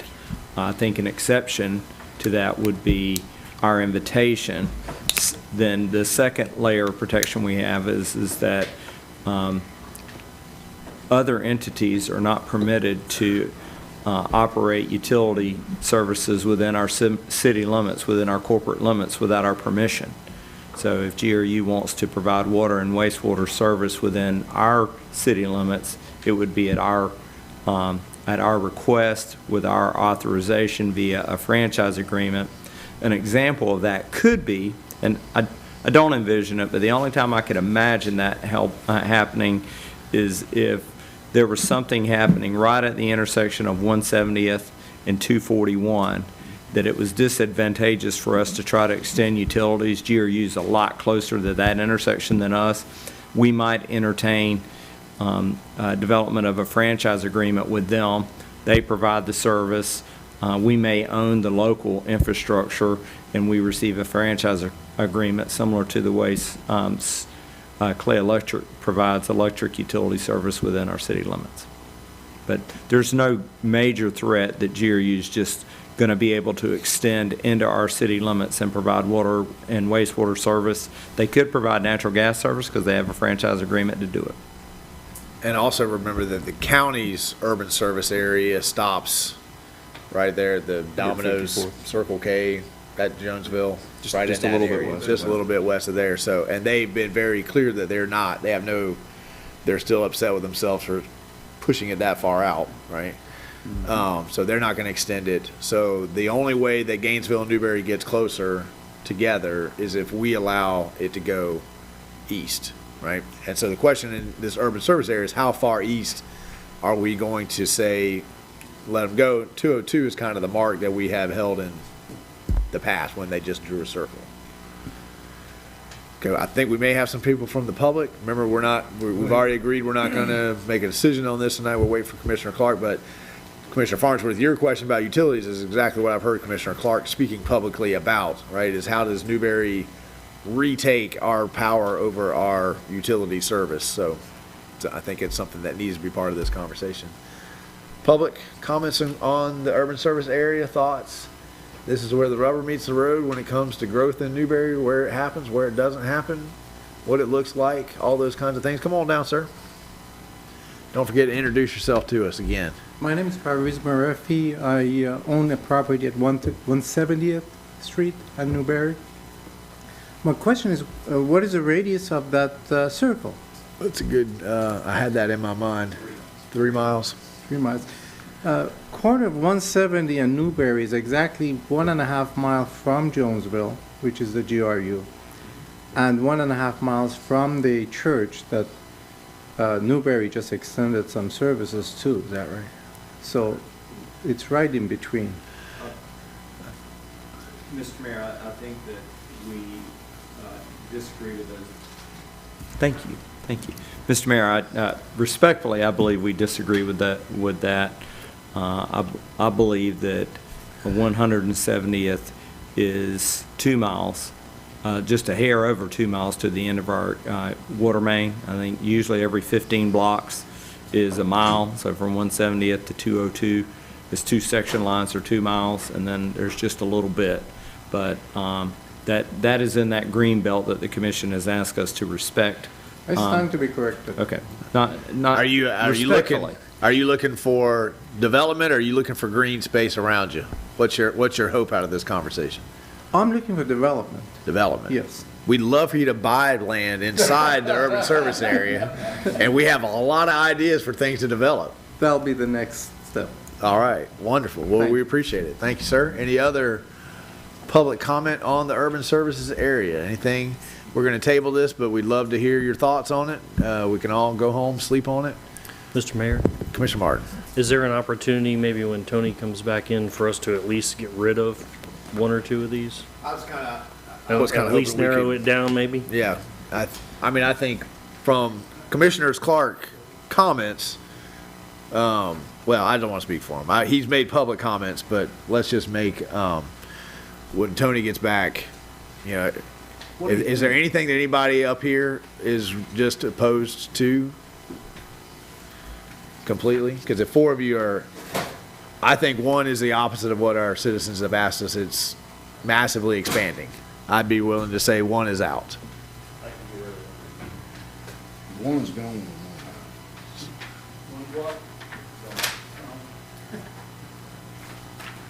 Throw it on the floor. There you go. 1.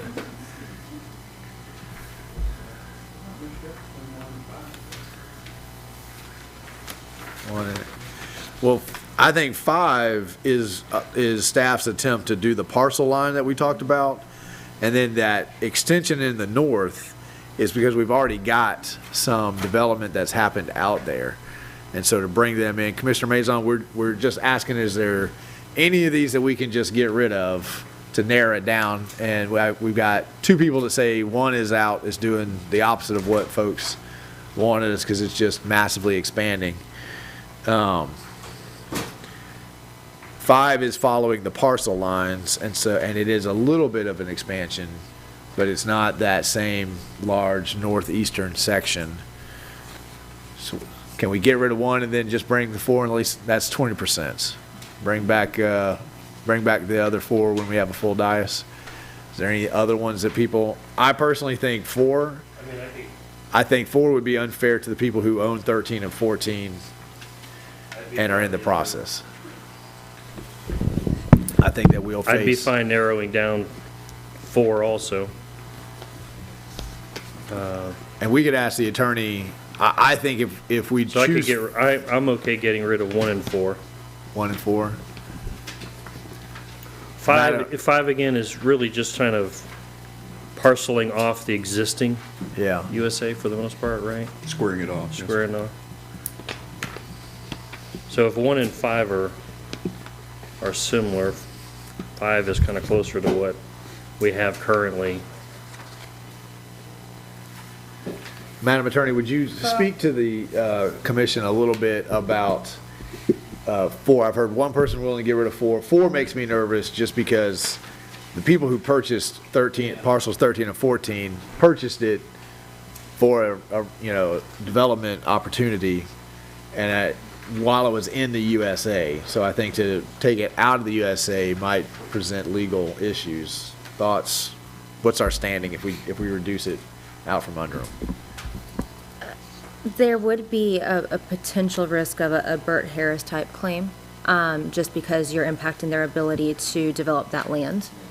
However, I guess I should clarify, is the current circle, that's already our USA?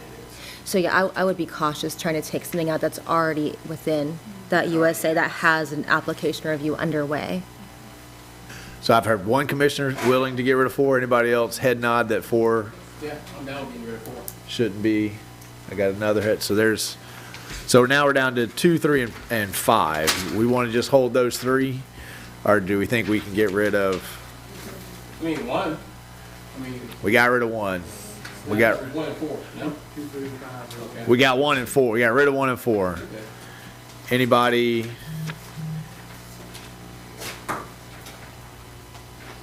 want to just move those 3 forward, and at least we can narrow the conversation down when we get Mark back? I'm down with getting rid of 5. If we're keeping 2, I'm good with getting rid of 5. My greedy side says keep 5. Okay, let's leave 2, 3, and 5. Let's leave 2, 3, and 5 till we have a full dais. Okay. I'm going to go back to the public. Does anybody want to make a pitch here for any of these to get rid of one of these, or in favor of one of these more than the other? Come on down. 2, 3, and 5 are the ones, and we still have on the table do nothing and just leave it the way it is, but be much more conscious of it as we move forward. Hi. Don't forget to introduce yourself. Lou Castor. I would say for the one where you're doing the parcel lines, number 5, for ease of, this is my parcel and that's what I can do with the whole thing. You like 5? I like 5. Like 5. Okay, well, we kept it in there. We kept it in. Okay. Anybody else have anything else to say? I actually have a question. Yep. Go ahead, Commissioner Coleman. So, let's say we went with 5, just so,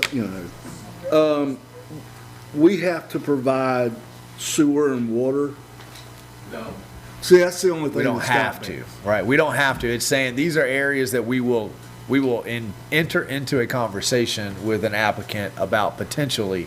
Doesn't bind our hands to change zoning, to do anything. It just says this is an area that we do see someday filling in eventually over a 100, 200 year period of time. But it doesn't say we have to run the water, and even if it did, they would be on their dime, right? Well, that's where I was thinking that, well,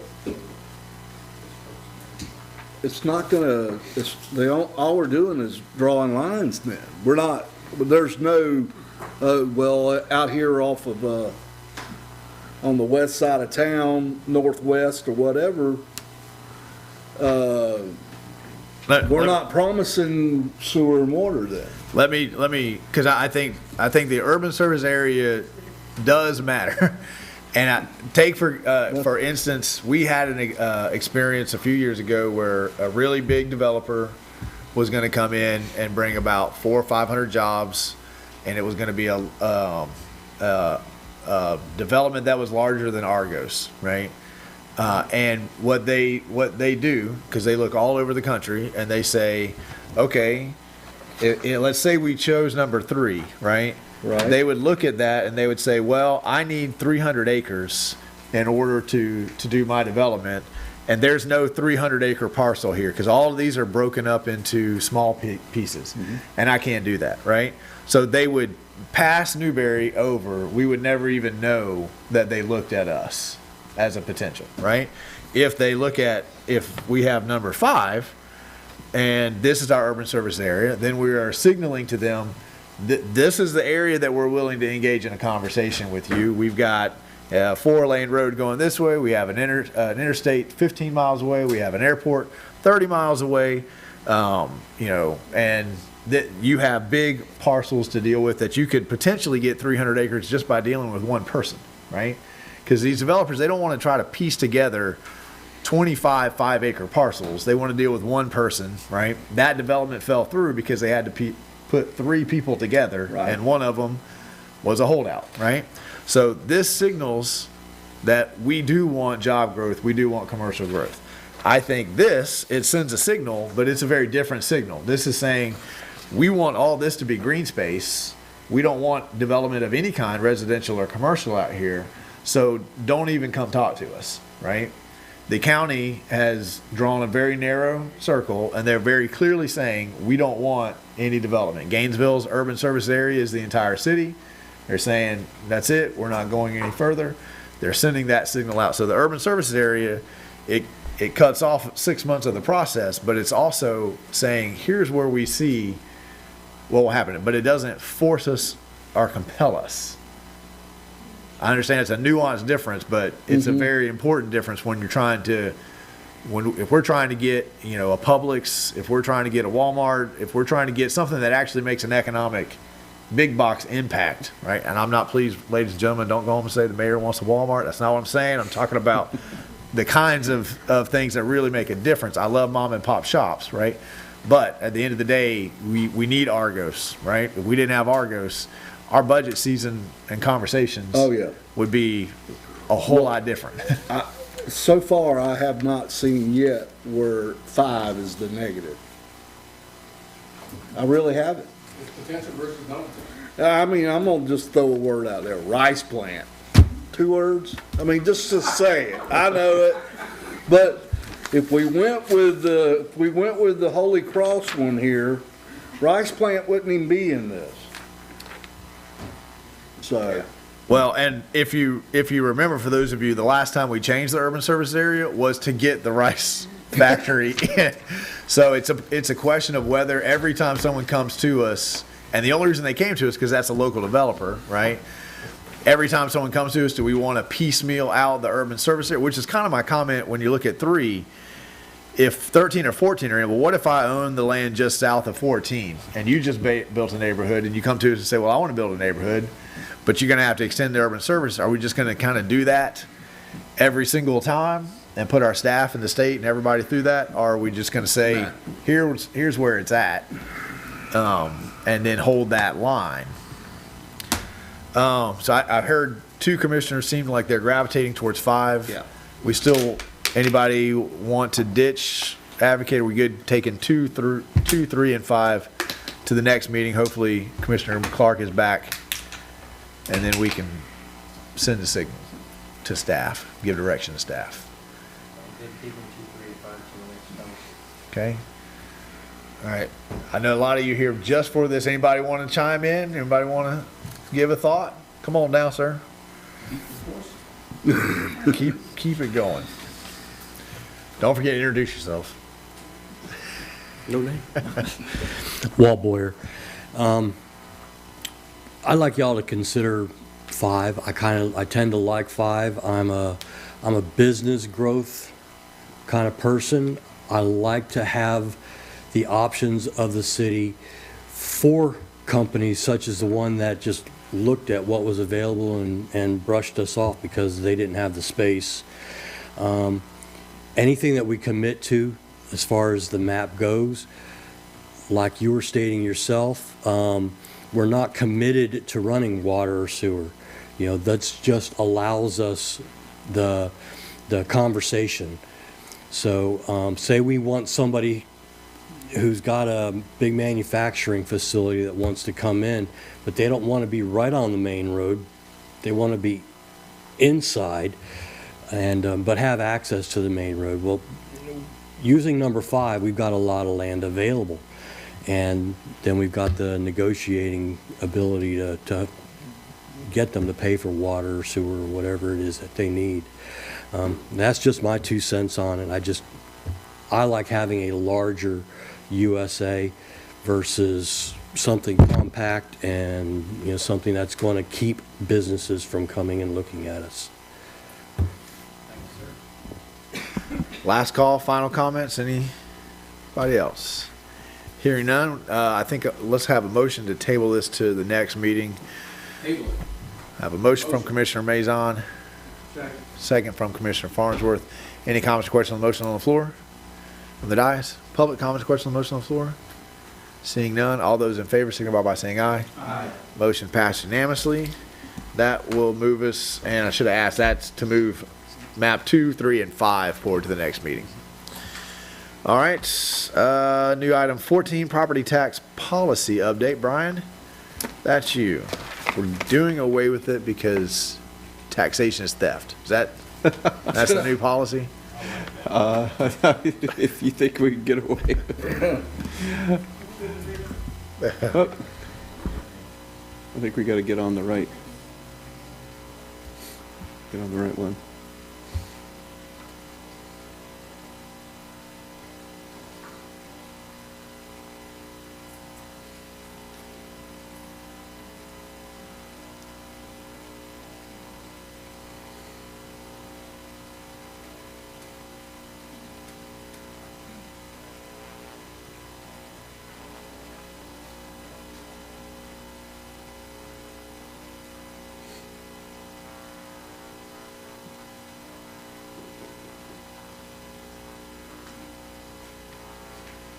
We have a policy.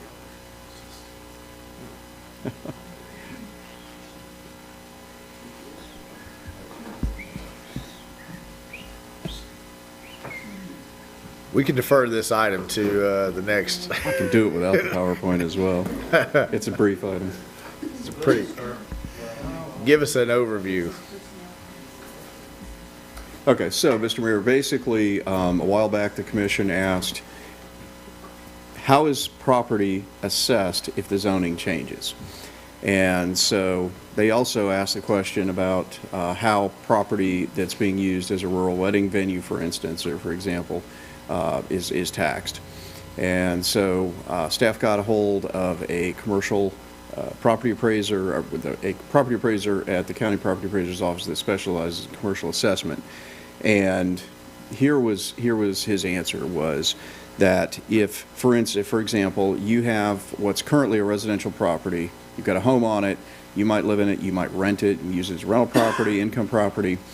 If you rezone that parcel to a commercial zoning category, but you don't change the use, you still have the use as residential, whether that's as an income producing property, as a rental property, or whether that's a primary residence, homesteaded, doesn't matter. They're still going to assess it as residential until the use changes.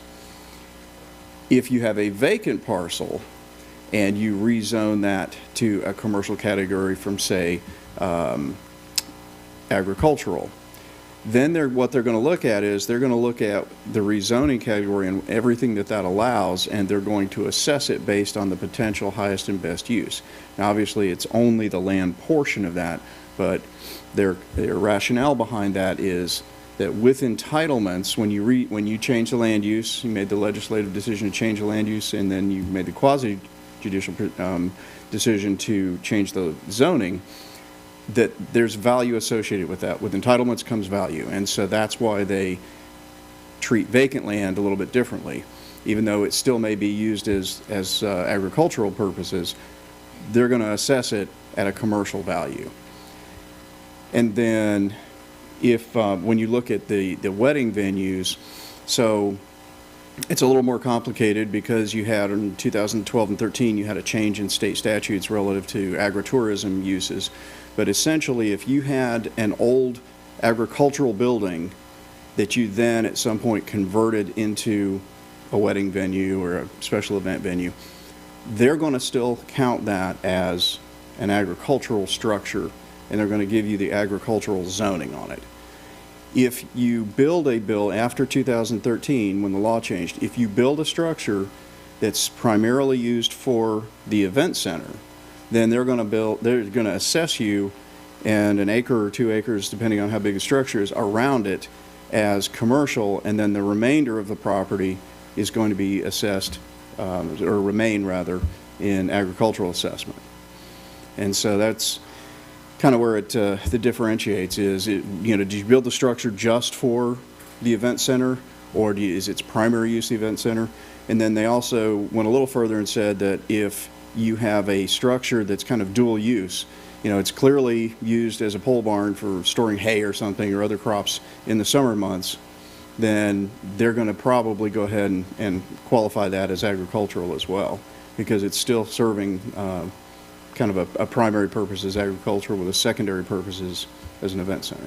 Okay, we appreciate that update, and to remind the dais and the folks watching at home, this conversation came because one of the things that we are doing for the residents who live on First Avenue is we will rezone all of that as commercial for them, so that if they choose to sell it at our cost, they choose to sell it, they can sell it at a commercial rate.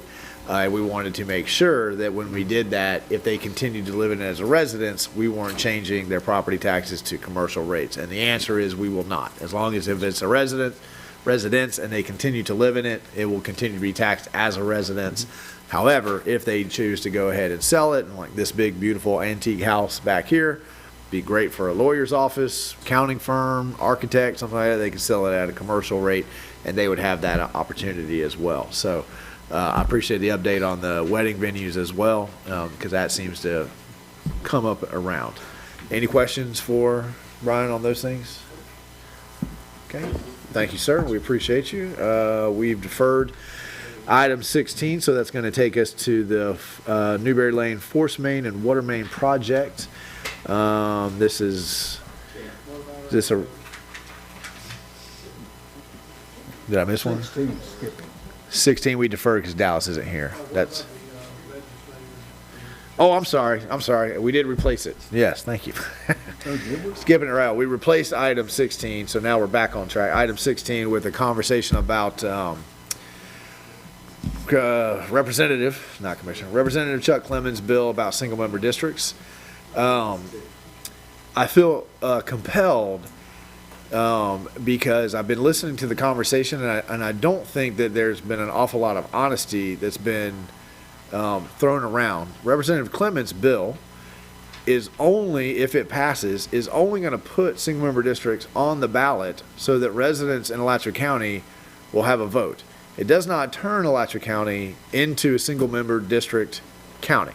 It just says the voters, the people, get to have a say. I was very active in the last Alachua County Charter Review Commission. At least half of the proposals that were put forth to the county were for single-member districts. And yet, and on every single meeting that I went to, there were maybe 2-3 people that showed up to those meetings, except for the night that we talked about single-member districts. The county chamber was packed. It was full of people. And we were not asking the county charter commission review to put single-member districts on the ballot. We were asking them to put us on their agenda and give us 10 minutes to talk about putting it on the ballot. And that board, which was handpicked by the Alachua County Commission, would not give us 10 minutes to make a presentation about why single-member districts should even be on the ballot. Now, the city of Gainesville has single-member districts, lots of counties, and they are not advocating to go back in the other direction. I don't want to engage in the argument about whether we should or shouldn't have single-member districts. I think most of you up here know that I have been fairly lukewarm on single-member districts. I don't think it's going to achieve what people think it will achieve, but seeing a group of people fight so desperately hard and with a lot of things that I would classify as at least only half-truths to prevent the voters of Alachua County from being able to say, kind of makes me want to have the ability to have a say. Because when you tell me I can't even voice my opinion, it makes me think you must know something I don't know, because you really don't want this opportunity to happen. One of the things that the county commission and school board members and people that drove up there advocated was that no municipality in Alachua County had asked for this. I would classify that as a half-truth as well. There's not a BOCC member that I have not expressed that my residents in the city of Newberry have vehemently, frequently, and vocally advocated for single-member districts, and they all knew that. So when they stood there saying that nobody had asked for this, I would say it's technically true. On the dais, we've never had a conversation like this, but I would also say we've never had an opportunity where a conversation like this had any merit. We've tried all three of the ways that the county charter allows us to have this conversation, and we've been, I think, shot down before we've had a valid chance at working through any of those three methods. So I guess this conversation, I do not feel, I would say our charter might be vague on this, I don't feel like the mayor has the authority to send a letter on behalf of the city commission without publicly asking the city commission. I can certainly send a letter on my behalf, but to say that the city commission has authorized this, I need this forum in public to have this conversation. So the conversation is, should we send a letter to Chuck saying that actually Newberry does support giving the voters of Alachua County a chance to finally, once and for all, express their opinion on single-member districts? That's my, Commissioner Martin. As some of you may know, I went to 2 of the committee stops in Tallahassee and spoke in favor of the single-member districts. I echo what the mayor said with regards to this may or may not have any impact in the long run because the county still has a say in the matter no matter what. Even if single-member district gets on the ballot, gets passed, evidently the county still gets to actually draw the lines. So just kind of keep that in mind. But for the county to say that the things that they have been saying is, I think it's beyond half-truth. I think they're lies in some cases, lies by omission in some cases, for sure. And I think this is a zero-sum gain for the county to argue. Trying to keep people from being able to vote is just unconscionable in my opinion. So I'm in favor of us sending a letter, even if it's just a letter that says we are in favor of putting it on the ballot, something simple as that. And we don't even have to speak to whether or not we're in favor of single-member districts, because what we're talking about is whether or not we are in favor of the citizens of Alachua County being able to vote on it. And I can't even come up with an argument. I'll tell you, there's I don't know if it was a majority, but several of the state representatives in both meetings said to the county reps, I don't know why you're fighting this so hard, because they acted as if it was a done deal that nobody was interested in, it was going to fail. Well, they don't even know that it would fail because they've never had a vote on it. They've multiple times prevented a vote, prevented a discussion from happening. And even the minority leader, a Democrat, on the Public Information and Election Integrity Committee, the ranking Democrat said she was very in favor this is a black female, very in favor of single-member districts and wanted to speak with Representative Hinson after the meeting to figure out what her argument was. The only argument from the county is they're afraid that their power may be taken away. Period, end of story. I don't care what they tell us or what they try to tell us or what propaganda they want to put out. That's the only responsible reason that they have, and everything else is just garbage and propaganda, in my opinion. Other thoughts? I just want to thank Tim for spending the time there.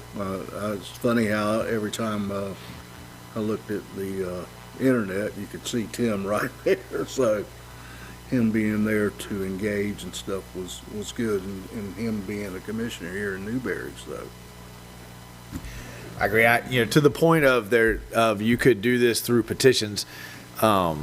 That's true, but they set a bar of 10%, which is over 19,000, and I think it's 180 days, 185. So it's a time limit. About 3 or 4, maybe 5 years ago at this point, I had there was a group of high school kids, pretty much working on their own. Right, they had some advice here and there, some help that garnered over 11,000 petitions. And if there had a little bit more support up the ranks, who knows what would have happened. To put yourself to run for the county commission, it's 1%, something like that, right? So there's the bar to put yourself to be a county commissioner is way down here. The bar to give the people a chance to have a say is tremendously tough and very, very expensive. So it's having your state representative put a local initiative on the ballot is absolutely a time-honored, tested, and true way to go about this process. It's just one that conveniently keeps getting left out of the conversation, as if there's only 3 ways. Well, here's a 4th way, and once again, instead of simply saying, sure, do it, right, let the people have a say, we see a really, really concerted effort to prevent people from having a say. And above anything else, that's what concerns me, right? Here's a way that you can put something in front of the people. It really shouldn't involve this much anger and this much vitriol and this much hostility for trying to work through an established process.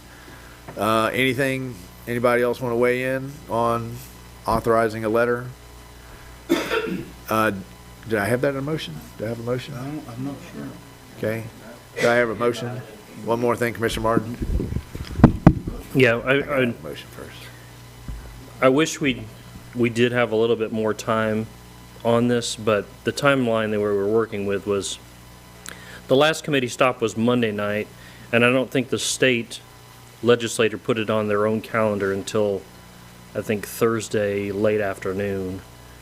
So I apologize that we didn't have more time notice ourselves to get it on the agenda and that sort of thing, but that's just a statement of what kind of we're dealing with the state at the moment. Agreed. And I think that's a good point, right? We didn't find out about this till the last minute as well. Do I have a motion? I have a motion from Commissioner Farnsworth, a second from Commissioner Martin. Any comments or questions on the motion on the floor from the dais? Public comments or questions on the motion on the floor?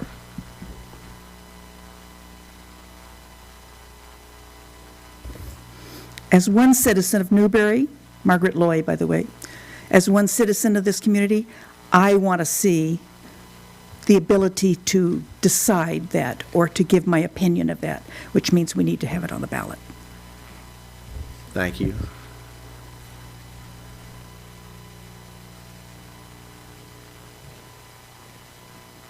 It's me again, Walt Boyer.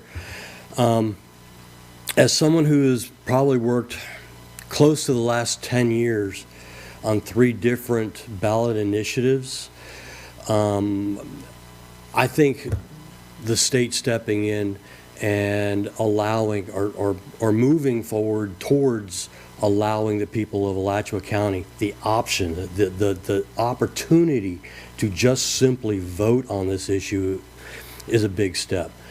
I think it's important that our municipalities step up, make resolutions, or send a letter in support of giving the citizens of Alachua County that opportunity to vote. And that's all we've ever asked for with this issue. We don't ask them to change the charter. We don't ask them to do anything other than let the citizens of Alachua County vote. Give us that opportunity. And I would love to see a strongly worded letter in support of that, so that there is no doubt to the county commission where we stand on that. Thank you, sir. Say High Springs was, they talked about it on Thursday night. They are sending a letter. Okay. So, and just so there's 9 municipalities, but 3 or 4 of them only meet once a month. And so the timing here doesn't work out for every municipality to have this conversation and say, we are fortuitous. The agenda came out on Thursday. We have a meeting on Monday. Otherwise, and the House floor is talking about this tomorrow. So that's why there's a urgency here. Any other public comment? Hearing none, all those in favor signify by saying aye. Aye. You know, motion passes unanimously, which also in itself says something. Okay, now we will move to back on track, item 17, Newberry Fort Lane Force Main and Water Main Project. Is there a resolution here? I got 2021-12. Is that a resolution or ordinance? No, that's a request for bid number. Request for bid number. Okay, thank you. Then you guys jump right on into it. Yes, sir, Mr. Mayor. A big focus on this commission in my tenure with the city of Newberry has been on improving and maintaining our infrastructure, and these next 3 items are all about that. As you said, this is a 2021-12 Newberry Lane Force Main and Water Main bid. The recommended action is you authorize the city manager to execute a contract including owner direct purchasing terms and conditions in the amount of $370,557.97 for the total of the base bid, and a deductive alternate, which I'll explain later, in the amount of $8,440 with Andrews Paving, Inc. for the Newberry Lane Force Main and Water Main project, and authorize the city manager to approve change orders not to exceed, and there is a typo in that, 15% of the contract amount. As far as infrastructure, this particular project basically touches on everything. It's the replacement of a aged section of 4-inch force main on Newberry Lane that has a history of failures and caused some sanitary sewer release. So a major portion of it is installing 1,400 linear foot of 6-inch force main to replace that, gravity manhole and a crossing at Newberry Lane and lift station 12 to facilitate gravity wastewater service to that center parcel south of Newberry Lane, and a loop of our 12-inch water main. If you recall, a few years ago we extended 12-inch water out of the western end of Newberry Oaks east to Destiny Church, and this would loop that back to our existing 12-inch main and improve fire flow and pressure to all the citizens in that area. We had plans and permits. Design was done by George F. Young. Permits were obtained. We put it out for bid. We had 2 respondents, with Andrews Paving being the lowest responsive and responsible bidder at $370,557.97. But in a strange occurrence, we had spec 12-inch PVC water main. They can't get that right now. They proposed a higher quality product, a 12-inch ductile iron water main, and were willing to give us a deduct if we would take a better quality product, which naturally we were. So that's what we're requesting the commission to move forward, is to the recommended action is to authorize the city manager to execute these agreements and the authority to do change orders up to 15% of the contract amount. Okay, thank you, sir. Infrastructure, infrastructure, infrastructure. You guys are the Infrastructure Commission. Questions? How is that one type better than the other? Newer. Ductile iron pipe is a stronger material, Mr. Mayor, and it has a longer life expectancy than C900 PVC. The last one was put in when you first served as commissioner in 1933. So that's, yeah. It's the 50s and 60s. Any other questions? I have a motion from Commissioner Maison, a second from Commissioner Martin. Any comments or questions on the motion floor from the dais? Does public have any comments or questions on the motion on the floor? Seeing none, all those in favor signify by saying aye. Aye. Motion passes unanimously. Jamie, you're staying right there. Well, the city manager informed me they've got the presentation fixed and I can click it, so I'll Now do the you can best I click it yourself. All right. Take us into this 26 Force Main. This is another project that's been long forthcoming. If you recall, back in 2019, we originally started down this path. Our recommended action is that you authorize the city manager to execute a contract including owner direct purchasing terms and conditions in the amount of $994,238.74 for the total of the base bid with Osteen Brothers, Inc. for the State Road 26 Force Main or Water Main project. There's a typo in there about land rights, my apologies. Authorize the city manager to approve change orders not to exceed 10% of the contract amount. 2019, we asked for an appropriation from the legislature to fund this in the amount of 1.4, almost $1.5 million, of which they granted $500,000. So if you recall, we actually put the lift station parcel out or construction project out to bid with the force main and water main as add alternates. We were able to fund the lift station, which has recently been constructed by Andrews Paving and completed. This is the complement to that is the force main from that lift station back to town and the water main extension from State Road 26 to the lift station parcel. So as I stated, it's a long time coming. We designed it in late 2019 and 20. Permits moved forward with the bid. Andrews Paving constructed that. We put this section or this segment of the project out and received 2 bids, and we determined Osteen Brothers was the lowest responsive bidder. So once again, we're requesting that you award, authorize the city manager to execute this contract with Osteen Brothers and the ability to approve change orders not to exceed 10%. This is very exciting. This will be our first step in Newberry Ag Tech Park in terms of getting that infrastructure. Like James said, a long time coming. A lot of work has gone into getting to this moment. Questions? Commissioner Martin. Jamie, could you just reiterate where the money's coming from?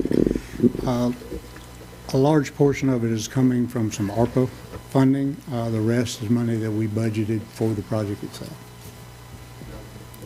Yeah, out of development fees.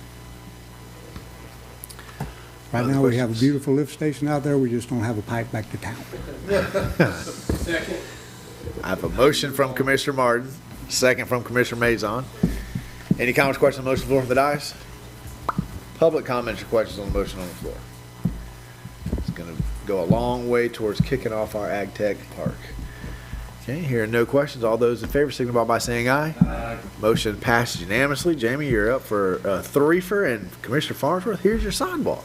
Finally. Well, and this, while a smaller project is the crowning jewel of the 3, the Southwest 4th Avenue sidewalk project, we're requesting that you authorize the city manager to execute a contract with Andrews Paving, including owner direct purchasing terms and conditions, for the total of the base bid of $48,757.17, and authorize the city manager to approve change orders not to exceed $10,000. If you recall, this is on Southwest 4th Avenue. It relates all the way back to the original Newberry Place development. There was some concern as to whether or not a sidewalk should have been bid or built as part of that project. We weren't sure why it was not. We went back to the developer and were able to get some funding towards building that project due to citizens' concerns about pedestrian traffic back to Oakview Middle School and eventually 2741. Staff actually has had a challenge in getting the project moving forward. It involved extending some right-of-way on the road, getting the easement from the Alachua County School Board, getting an easement from Newberry Place Homeowners Association. Even with that, it was going to be a challenge to construct, and we was afraid that our bids would be all over the place. So staff did quite a bit of work down there, removing vegetation and assisting in all that clearing to make it an easy to bid project for a contractor. So we would recommend that you authorize the city manager to execute this contract and the authority to approve change orders up to $10,000, and we'll knock this one off our laundry list of things to do. I have a motion from Commissioner Farnsworth. Do I have a second before that motion dies? Second from Commissioner Maison. Questions? No questions, but I just wanted to add that, are you guys familiar with 4th Ave? I didn't say that. But I mean, you got to go for a stroll. Not just 4th Ave, but I mean, throughout the city of Newberry, there's kids walking on grass. And I think that, like you said earlier, when building these developments, that we have these negotiations with the developers on putting sidewalks in for kids because it's safety. I just wanted to add that in, because if we don't, what ends up happening is the city pays for it, which is our bosses, constituents, correct? That's all I have. Now, when Commissioner Farnsworth was a kid, he walked uphill both ways in the snow. Yeah. Mr. Mayor, one thing I did forget to mention, once this project is completed, the next step is, if you'll recall, during the budget season, you actually budgeted for us to install street lights, so we will extend street lights to the north side of the road. It will help with traffic and pedestrian lighting as well. And our negotiating team negotiated with the developer for the sidewalk, was it half, right? Half, right? So. Concrete. So we'll all go for an inaugural stroll down the sidewalk when it's built. Okay, I have a motion, seconded. Any other questions for staff? Any more questions on the motion on the floor from the dais? Public comments or questions on the motion on the floor? Seeing none, all those in favor signify by saying aye. Aye. Motion passes unanimously. Mr. Thank you, Mayor. Jamie. And just on those 3 items, a couple things. One, we negotiated to pay for half of that sidewalk because I estimated that sidewalk will cost us $65,000. Our utility director, public works director, said, Mike, I think you kind of missed the ball there, and he got an off-the-cuff quote at over $100,000. So the city manager was a little bit in scramble mode, and the utility director bailed him out by taking risk away. And we learn when we bid projects, if we can take the element of the unknown away and take risk away from contractors, we get better pricing. So all of the things that were driving the price up, Jamie went out there and cured with his team. And when our prices came in, they were in the $46,000 range. We had still gotten $32,000 from the original developers. So the city's share is way down because Jamie understood that risk and went and made the things happen to drive those prices down. That's a testament to his effort. I'd also say on the other 2 projects that were bid, we're dealing with never seen pipe pricing so high, but both of those were rebids because Jamie saw an opportunity to take risk away, lower those prices, and so he put them back out for bid a second time, and we got as competitive pricing as we could have gotten on those. So just wanted to give him some public lauding for his efforts to make sure that we got these infrastructure projects bid as competitively as our ratepayers and our taxpayers and our development community could afford. Well, we love to hear that. So thank you, Mr. Jones. Good job. Thank you for that. Just so staff is aware, Commissioner Coleman is retired, and he's a heck of a mason. So if you need him to put in a sidewalk, he can do it. All right, that takes us to comments, correct, City Manager? Thank you. Yes, and we have a BOA, and I'll try to run quick. Just for everyone's edification, the youth fair is running this week, more towards the end of the week at the Alachua County Agriculture and Equestrian Center. On Thursday, March the 3rd at 6:30 p.m., the city will be having its Taste of Newberry State of the City address. The address will be given by Mayor Marlowe. Don't want to steal his thunder, but it is a city event, want to get that out there. We hope everyone will be in attendance. Great message, great food. Black tie. Food is... No, and just kidding, just the kidding. food is provided by Original Newberry Restaurants. Mr. Mayor, on Friday, the 4th, the Alachua County Agriculture and Equestrian Center is going to be naming the pavilion after Alachua County Commissioner Lee Pinkerson. The City of Newberry was instrumental in getting that initiative moving forward, and the public and all of our elected officials are invited to attend that ceremony, which begins at, I don't know, in the evening, 5:30. Mr. Mayor, the following evening, on March the 5th, at the same venue, so we're doing a lot out there, is Celebrity Night, and Celebrity Night is a concluding event of the youth fair. All elected officials are invited to participate in the Celebrity Night at the youth fair. Next Tuesday evening, You got to show a goat now. You don't just get to come and be a goat. celebrity. You got to show a goat. And look, 2-time ribbon champion right here. Okay, so you can come, but don't get your hopes up. And Mr. Mayor, I'd purposely omitted that because I've seen that given too much full disclosure results in poor attendance. So thought I might catch some people off guard. Next Tuesday evening, March 8th, we're having an event at the municipal building recognizing Mentally Norfleet as the first woman mayor, for the first and only woman mayor for the city of Newberry. The mayor probably has more and better details about that.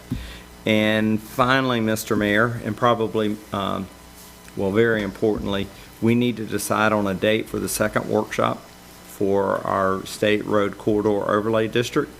We sent an email out and proposed dates for the second and the third workshop. The second one were Tuesday, Wednesday, Thursday, and Tuesday, Wednesday, Thursday towards the second half of March. And I'd like to get the commission to either promise to send emails tomorrow and say this is when we can do it, or to decide right now. I've answered that email, right? Yes, you did, Mr. Mayor. Just making sure. Sometimes I forget. And nobody else? I know I did. Okay. I don't have email. I didn't want to call anybody out, Mr. Mayor. Yeah. I know I did. But I can resend the email in the Let's morning. resend the email and we'll start with that. Because we're down one guy anyway. And we're going to start working off of the monkey survey thing. Monkey survey is much better because then you can go click right through. We can go click right through. So we'll send it out tomorrow as a monkey survey. That's a real thing. It's a real thing. It's a real thing. Mr. Mayor, that concludes my comments. Thank you. All right. Thank you, sir. Ms. Turner? Good to see everyone again. Welcome back. That's all I have, yeah. Thank you so much for being here. You read beautifully. All those zeros, you got them all. Madam Clerk? All right. Thank you, ma'am. Start right here. Commissioner Coleman. Regrettably, I will not be here for your state. It'll be the first time that I have ever missed it. I got to deal with my dad's estate. I got to be out of town for a couple of days. You can watch it on Facebook later. Right. And no, I actually was on. Is it on TV? I believe it's being Facebook Live. Mr. Mayor, we're streaming. And we'll Stream post it. it afterwards. Okay. And last, I don't know why I wrote this down. Somebody said that there's some champion. I'm two-time watermelon spitting champion. You are two-time. We got to get you and Kat camping. Right. I'm done. I'm retired. I got 78% lung capacity now from all this, so I'm done. Okay. Resting on your laurels, I see. Yep. All right. Thank you, sir. Commissioner Martin? I have nothing. Is it just two? Commissioner Farnsworth? Okay. Awesome.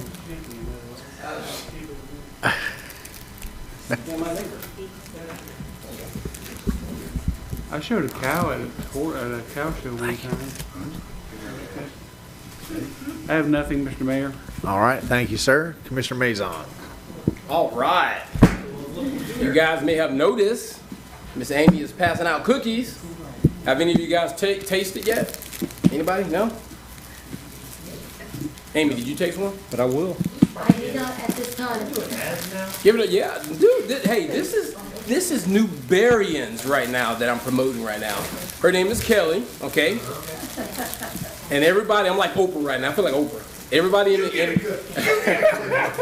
everybody in attendance is getting one. Yeah! Okay, so this company is called Sweet Cheeks Cookies. This is a Newberryan, so you can actually go to Google and Google Sweet Cheek Cookies .newberry.square.site, or you can just put all three in and you'll go straight to her site. Okay, she not only does she do cookies, but she does cupcakes. She does cakes. Let me pull it up here.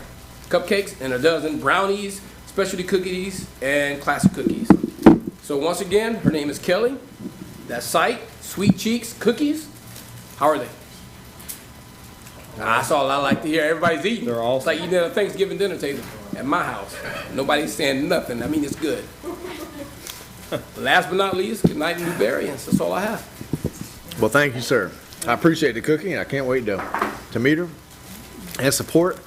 Actually, I think the manager did a great job talking about the state of the city. I'll start writing that speech first thing in the morning. I'm really looking forward to the taste of Newberry. That's always great. And I want to send out, don't forget the honoring Mentally Norfleet Night. That's International Women's Day, March 8th. So come on out for that. That's going to be great.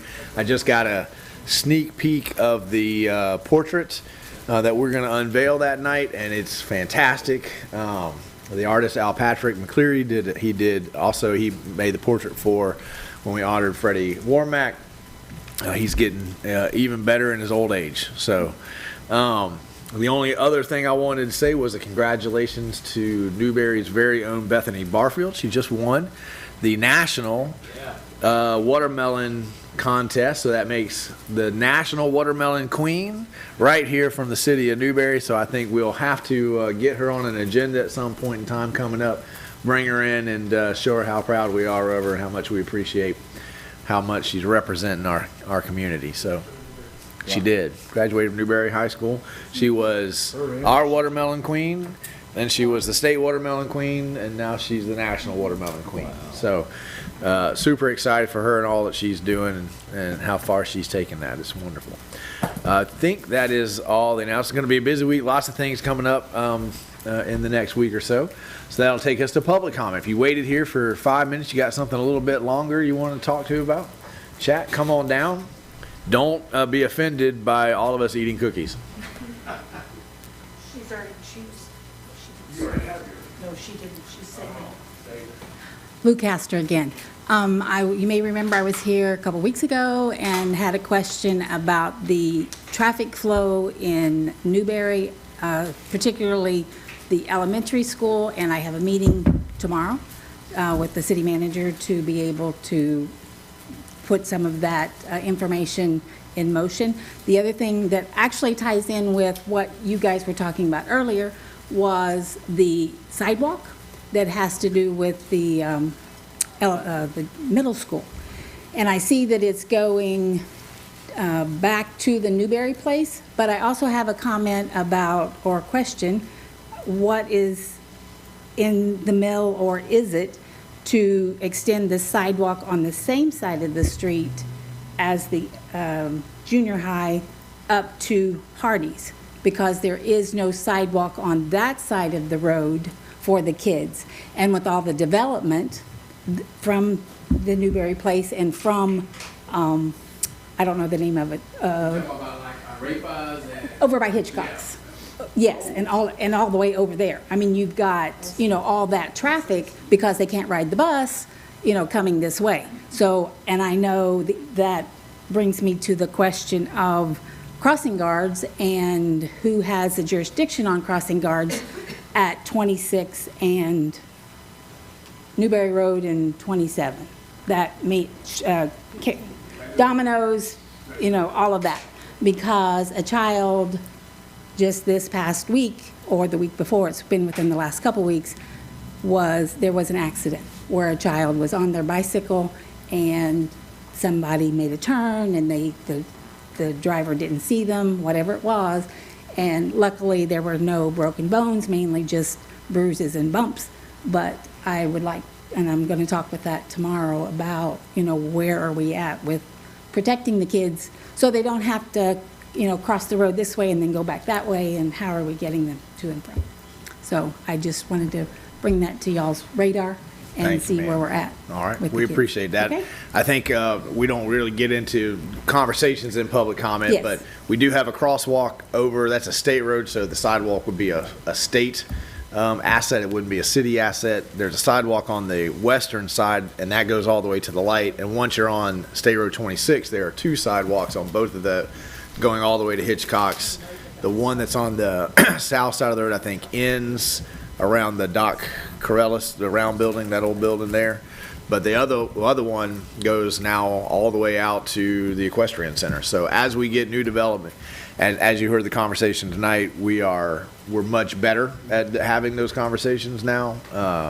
The section that you're talking about, there's about 5 different property owners in there, so it would be difficult, and it would be a state asset. It's not really up to us. So we could advocate at the state level for it, but they would most likely say, well, you have one on the other side of the road and there's a crosswalk for the kids to get there, so that's what we would expect.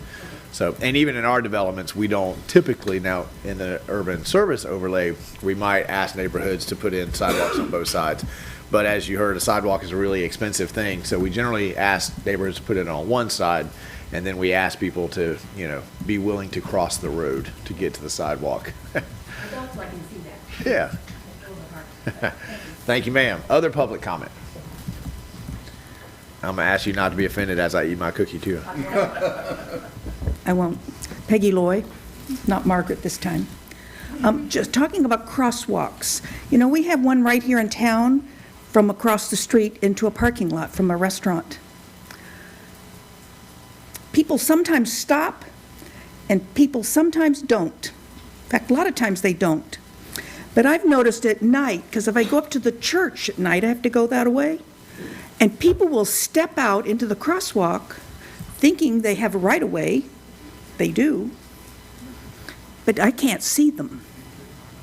You can't see. I know there's a nice light across the street. There's small ones on that side of the street, but especially if they're in dark clothes, you can't see them. And I don't know what we do about it. I've seen crosswalks where they have flashy lights, but short of that, I'm concerned we're going to get somebody hurt there. Just my comment.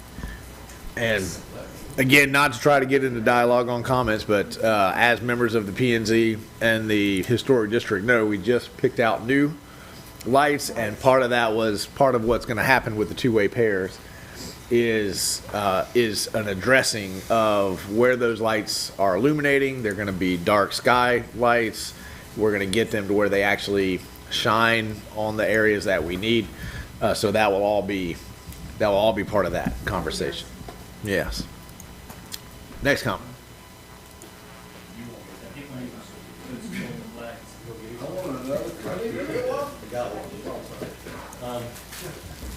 Yeah, I'm Walt Boyer. I just wanted to announce for any of our Newberry citizens that aren't aware yet, that we do have a city election coming up, and I am a candidate. I'm running for Group 3, and I would encourage those people who are interested in where our city is going and interested in those of us who are willing to sit behind the dais, come out and get to know me. I'm looking forward to finding out whether or not your kids are going to be putting on a debate for us this year, since we don't have any restrictions. We kind of missed those the last couple of years.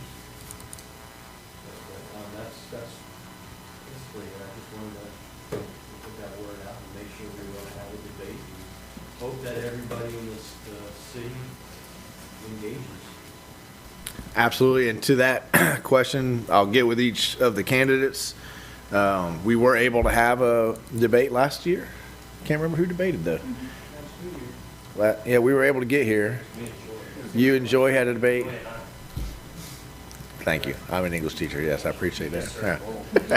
Yeah. So we'll have one, and it's just about working out the dates. Usually we try to do it about a week before. That way, kind of people get the word that there's an election going on.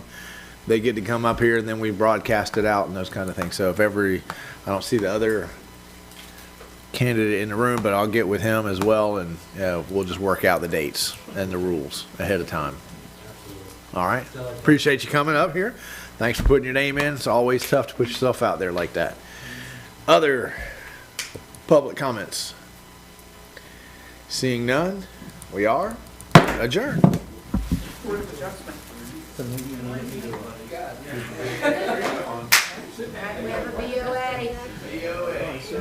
guys got a second, we'll call that to order in a 3 minutes or so.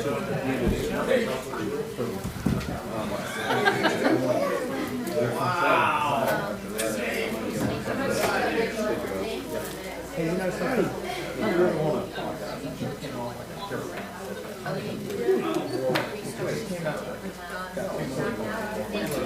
Thanks. I didn't mean it, right? What I did, I appreciate it. And Newberry. You were kids from both thank you for both baseball. I didn't measure the size. You too. So are you going to allocate small no, I do. I don't have any way to get it out. I'll put it. Me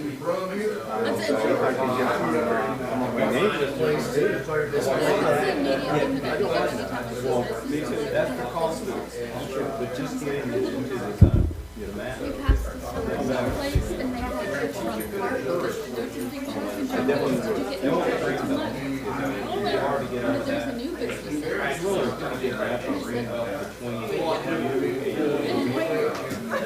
was like, now let me take care of it. And there's a farm, 3 roses.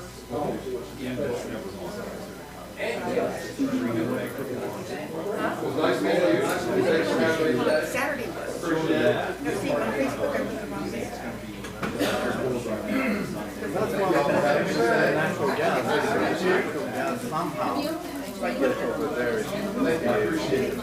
These guys will only bring that.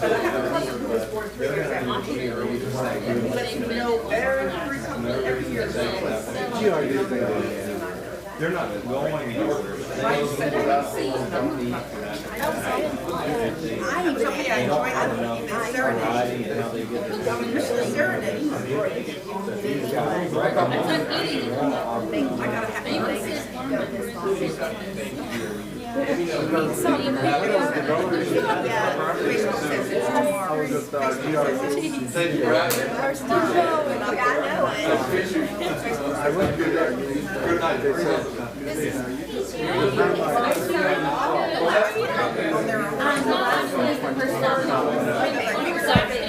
waited 6 years. This is 2017. I waited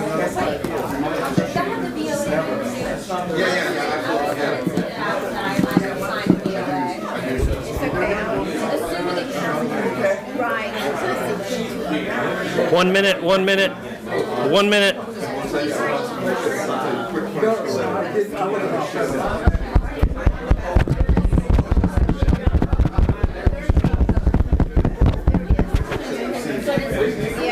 60 seconds, guys. If you can find your seat again, 60 seconds.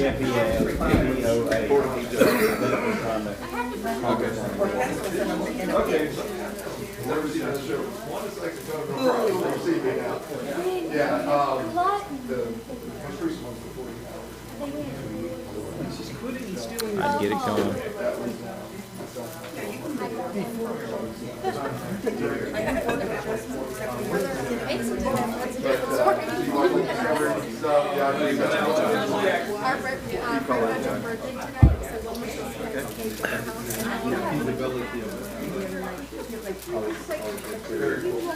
Yeah, I've spoken with Jerry about it already.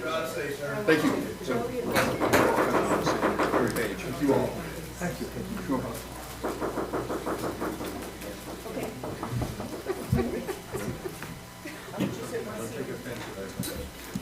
I will, Good? just because you want to.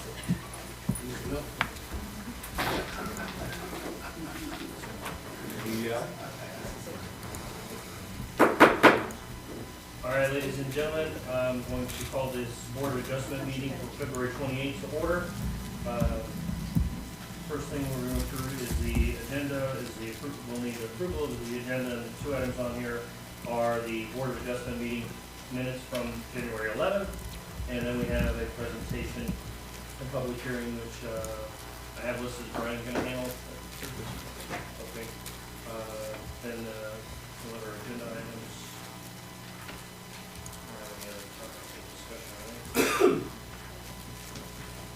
It's really just the one item then, right? Okay.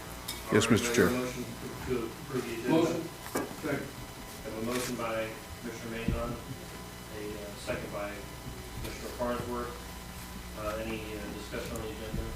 Seeing none, any from the public? Seeing none, all those in favor signify by saying aye. Aye. Aye. The motion passes. Unanimous. First item is the consent agenda, which is board minutes from January 11th. Motion for that? Motion. Mazon, Farnsworth. Any discussion? Public discussion? Seeing none, all those in favor signify by saying aye. Aye. Aye as well. Motion passes. Public hearing and ordinances, number 2. This is a request for a special exception to allow for the development of a small-scale rural event center on land zoned agricultural, parcel number 04370-001-000. And this is a quasi-judicial meeting. We will serve as a judgmental body. Madam Attorney, would you like to read the record of the ordinance, please? I'd be happy to, Mr. Chair. It's resolution number 2022-04, a resolution of the City Commission of the City of Newberry, Florida, serving as the Board of Adjustment of the City of Newberry, Florida, considering an application for a special exception with an agricultural A zoning district as authorized under Section 4.4.5 of the City of Newberry Land Development Regulations to allow the operation of a rural event center facility on certain lands within the corporate limits of the City of Newberry, Florida, repealing resolutions in conflict and providing an effective date. All right, thank you very much. I'll explain the rules concerning testimony. All public testimony will be taken under oath. Testifying will be subject to cross-examination. All documents shall be entered into the evidence. The giving of opinion testimony is limited to experts. Closing arguments will be limited to the evidence of record. I've not been contacted by anybody wishing to claim third-party individual status. And first thing we're going to do is swear anybody in that's going to be testifying today. Madam Clerk, if you can do that for us, and then I'll go through the presentation. State your name for the record, please. Please, starting to my left. Yes.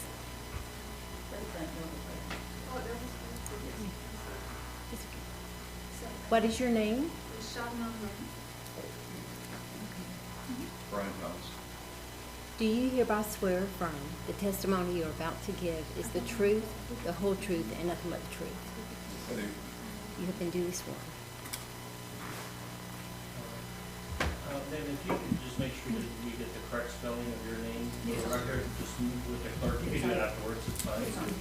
Oh, is it? Okay. All right, fantastic. Thank you. Okay, well, the presentation order will be a staff overview, followed by applicant application, no time limit, staff report recommendations, no time limit, third-party intervener, no time limit. Then we'll have public testimony if there is no intervener, which we don't. The applicant may then follow up with a cross-examination, and the staff may also cross-examine. Members of the decision-making body, through the chair, may ask questions of the staff, applicant, or participants. Final argument will be made by the applicant, party interveners, and staff, followed by the city attorney and advising the decision-making body as to the law, and then we will finalize the deliberation. Before we get through that, please disclose any of your expert communications, starting to my left here with Commissioner Coleman. No. Commissioner Mazon? No. Commissioner Farnsworth? No. myself or neither.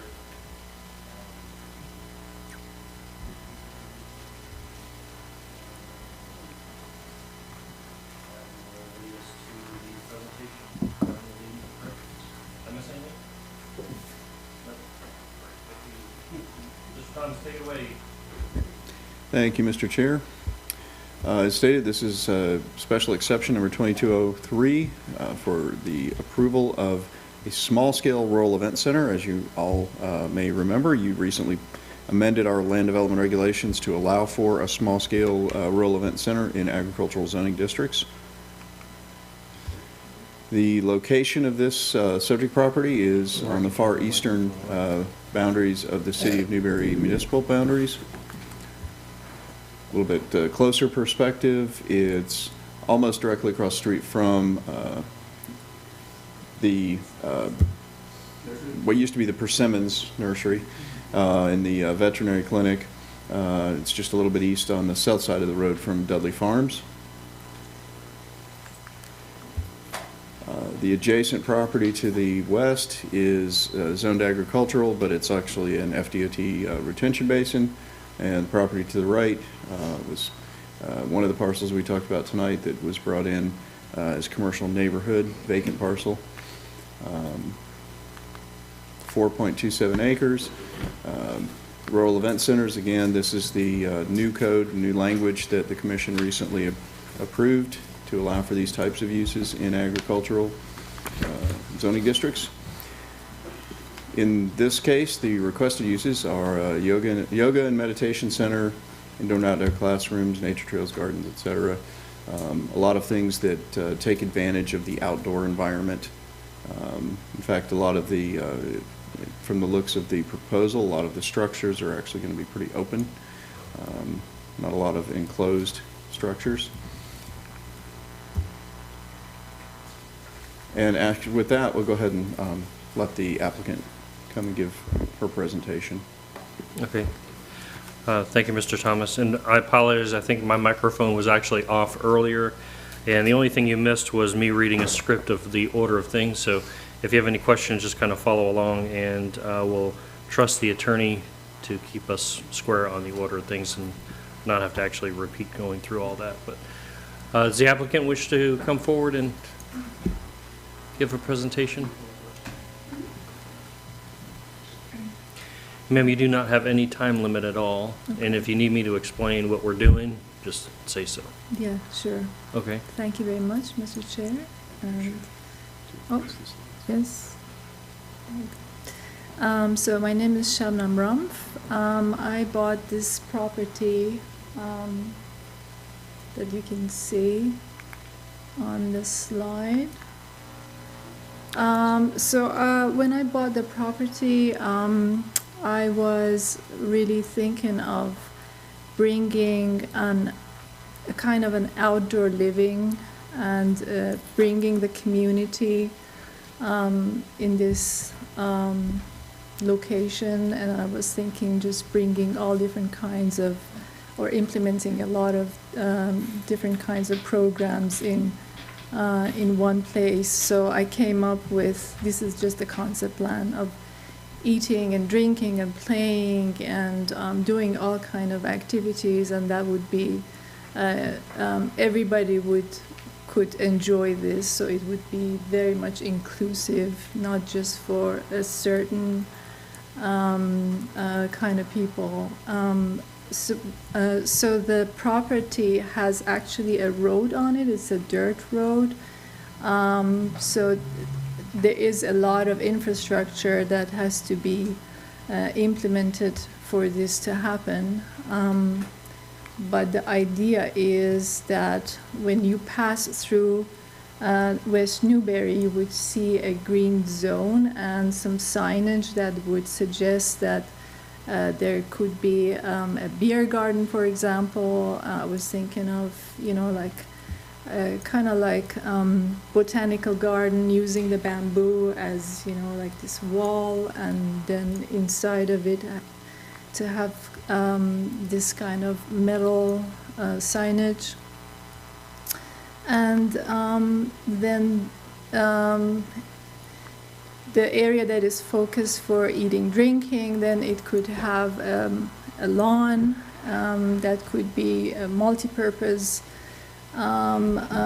place that perhaps there could be a market, there could be an event center, there could be a stage, and then right beside it there would be this beer garden situation, and then a very small building could there could be service like bathrooms, and on the right side there could be the nursery, like little shops, and on the left a cafe. So everything very small scale, but basically serving the purpose. And then outdoors there would be place for food trucks if there are any in the case of, say, bigger event circumstances. And so yeah, for example, then the beer garden situation, that could be that people can sit outdoors, perhaps maybe some shading, some lighting, not really extra, just enough for this event. And then perhaps on the petting zoo could also bring the veterinarian clinics that are around into one location, and bringing pets for small children. That could be something attractive for actually everybody or anybody to enjoy. Concerts, market, events. So this would be the petting zoo. There could be maybe birthday parties for kids. And then at the back, there would be these tents that, like, each one has a different size, and each one could serve a different purpose. For example, a small one could be like a spa situation, and the middle one would be a yoga center, and then the bigger one could be rented out for bigger events, maybe weddings or classrooms or all kinds of things. So it's very multi-purpose. Anything can happen basically in these places. So this is this is the idea. And now the nursery, because there are lots of nurseries in the area, I was thinking of bringing only focusing on plants that you would eat. So kind of like education, like showing, kind of like a living supermarket that you would go and plant your own plant and would eat it. So basically bringing a lot of creative and green ideas into one location and sort of like sharing it with everybody. That was the concept. So again, there is really no limit. You can do anything. You can have music classes, you can have drum classes, you can have painting classes, all kinds of things. And then for service, then basically because I have to implement septic tanks, perhaps I need a well, septic tank, so there would be a central, in that building there would be central restrooms for everybody, but right now I'm working on the plan, so based on the occupancy and how many people and the circulation and all of that, I would know how many bathrooms, and then I have a better idea of how to plan ahead. So basically the buildings are not going to be They're gonna have very small footprints, so they're not gonna be huge, and each one would have its own purpose. So, for example, the white circles that you see, there are geodesic tents, geodesic domes that could be installed, and what else? Oh, there's a little shed for the yoga center to store equipment, little stage, and maybe something small for the petting zoo section. These are the buildings. Yeah, that's it. Okay, perfect. We're going to let the staff come back up with their recommendations, but we may have some questions, and that comes a little bit further down the list. Sure, thank you. Thank you. Thank you very much. Nice presentation. Yes, sir. There we go. Okay, Mr. Chair, so on February 7th, the Planning and Zoning Board reviewed the application, voted unanimously 3-0 to recommend approval of SE 22-3 with the following conditions. They talked about the hours of operation, closing by 9:30 p.m. This is to help mitigate any noise issues that might be generated to the surrounding neighbors. Additional noise exemptions or restrictions were discussed, and basically, in this case, it was to allow the applicant to exceed the noise restrictions for special events limited to 3 events per year. Those events, in the way it's written in the conditions in the actual report, that would be the applicant can choose any 3 dates for a special event throughout the year. They just give notice to the Land Development Regulation Administrator 2 weeks in advance of the special event where they're going to exceed the noise requirements, and that's just so that we can be aware of what's going on if necessary. And then review of compatibility at the after they've been open for 12 months, staff would do a review of the compatibility, the compliance with the land development regulations, the comprehensive plan, and the conditions that are set forth in the report. And then again after 5 years, and that's similar to the special exception condition for review that we have for Gatorback and other special exceptions. Parking, of course, would need to be contained on site. And then the question has come up before about whether the special exception runs with the land or whether the special exception is strictly for the applicant. And so the condition that the Planning and Zoning Board recommended was that the special exception would go with the applicant only. However, it may be transferable upon sale with prior approval of the Board of Adjustment.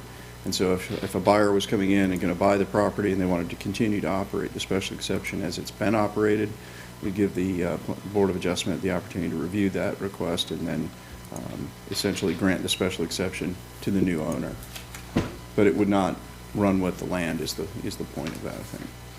Mm-hmm. And so staff does not find any reason to object to the application. In fact, we think it's a pretty cool idea. And so we recommend that the Board of Adjustment either approve with conditions, or deny the application. All right, thank you, Brian. Any members of the public wishing to make comment here? Seeing none. Ma'am, did you hear anything from staff that you wanted to mention or say or question or anything? We call it cross-examination, but that sounds too formal. Was there anything that you wanted to say anything about? We just have to, you'll just have to come up here though. Yep, up to the podium. Yeah, I forgot.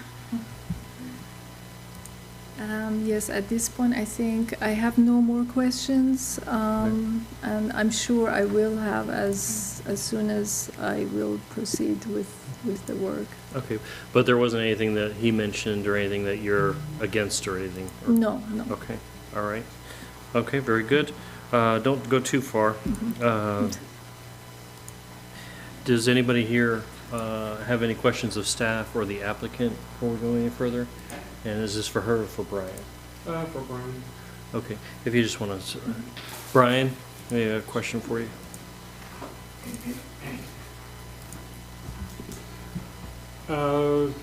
First of all, I guess, was this advertised and the neighbors were made aware of any of the possible changes to the area? Mr. Chair, it was. And the 12-month review, is that going to be at, when she's fully operational? I mean, she's not going to, I mean, if she put in like the garden thing or where you do your own plants and stuff, is it going to be 12 months from then, or is it going to be 12 months when everything is in place and she's fully operational? I believe the way the condition is written, Mr. Chair, it would be, the intent would be after fully operational. Commissioner Coleman? Where does trips come into play with this here? Isn't there a certain amount of trips? 500? Mr. Chair, with the limitation on small scale is that it's 300, maximum occupation of 300 at a time, and so that wouldn't trip the threshold of 500 trips necessarily. Right, okay, so you're not having to look at doing turn lanes or caution lights or whatever? No, Mr. Chair. Okay. Staff doesn't believe that those would be necessary because of the nature, the small-scale nature of the development. Okay. Commissioner Maison? I think it's great. First of all, I want to say good job to the P&Z board for coming up with those solutions that honestly we may not have come up with. But I think it's great. I mean, so is it going to have bamboo all around it, the property, or just where the gate is? Just where the gate is. Miss, ma'am, just come up here to answer. Get out of here, Brian. Put her back up there. He wants to know when happy hour is too. So the idea is to have the bamboo where the Newberry Road is. I haven't engaged the landscape architects to give me construction documents for what kind of planting and how high the planting should be. So basically what I have so far is what you have seen in the presentation. It's kind of, at this point, it's conceptual. Okay. Well, I think it's great to have that edible garden. I mean, I've heard around town, a couple people that I know for sure have been talking about a community garden. So it's like you were in their heads. And I just think it's just like a more upscale carnival to me without the scary rides and the abused animals, in my opinion. So I love it. So. Yeah. Thank you. All right, any other question? Brian, I had a question for you. I'm gonna turn my alarm off. Do we feel like there is enough parking available right now to move this forward? I couldn't really quite tell what we're talking about. Was it straight in, angled? I didn't really see a particular parking spot. Mr. Chair, it doesn't really show, I think, on the conceptual plan, but the conceptual plan that was demonstrated shows where all the improvements are going to be, but there's actually another about an acre in the southern end that is going to be a drive loop, and then there's parking all around that area as well. So there's actually a substantial amount of parking available. Okay. And what are we recommending to the applicant with regards to sewer, septic, porta potties? Yeah, Mr. What are we Chair, talking with her about? In the conditions, it also addresses that until such a time as water and sewer are within 800, it's pretty much our standard language, or within 800 feet of the development, can operate on well and septic. If municipal water and sewer become available within 800 feet, then the city would notify Ms. Rump, and they would have 12 months to go ahead and connect to the available water and sewer. Okay. Ms. Rump, did you have a comment about the parking? You looked like you were going to say something. Yeah, the parking is actually on the concept plan. The landscape architect has come up with how many parkings this space would need because they go based on a table. Mm-hmm. And in the case of like bigger events, then there would be the overflow parking at the end of where Mr. Thomas was talking about where the loop is. I see. Okay. And what kind of hours of operation are you anticipating? I have in mind perhaps 10 o'clock in the morning till say 9:30 at night. Mm-hmm. I think that is like when the daylight is out and when you can fully, enjoy the natural surrounding. And after that, I guess because of safety and maybe other problems, perhaps that's not going to be ideal for now. Okay. And what was your thoughts with regards to amplified sound or acoustic sounds in there? I know you have the stage on there. I anticipate somebody asking about noise. Yeah, I think definitely I will be looking into it and work with professionals to make sure that sound stays where it's supposed to be heard. Okay. All right. I had another question for you, Brian.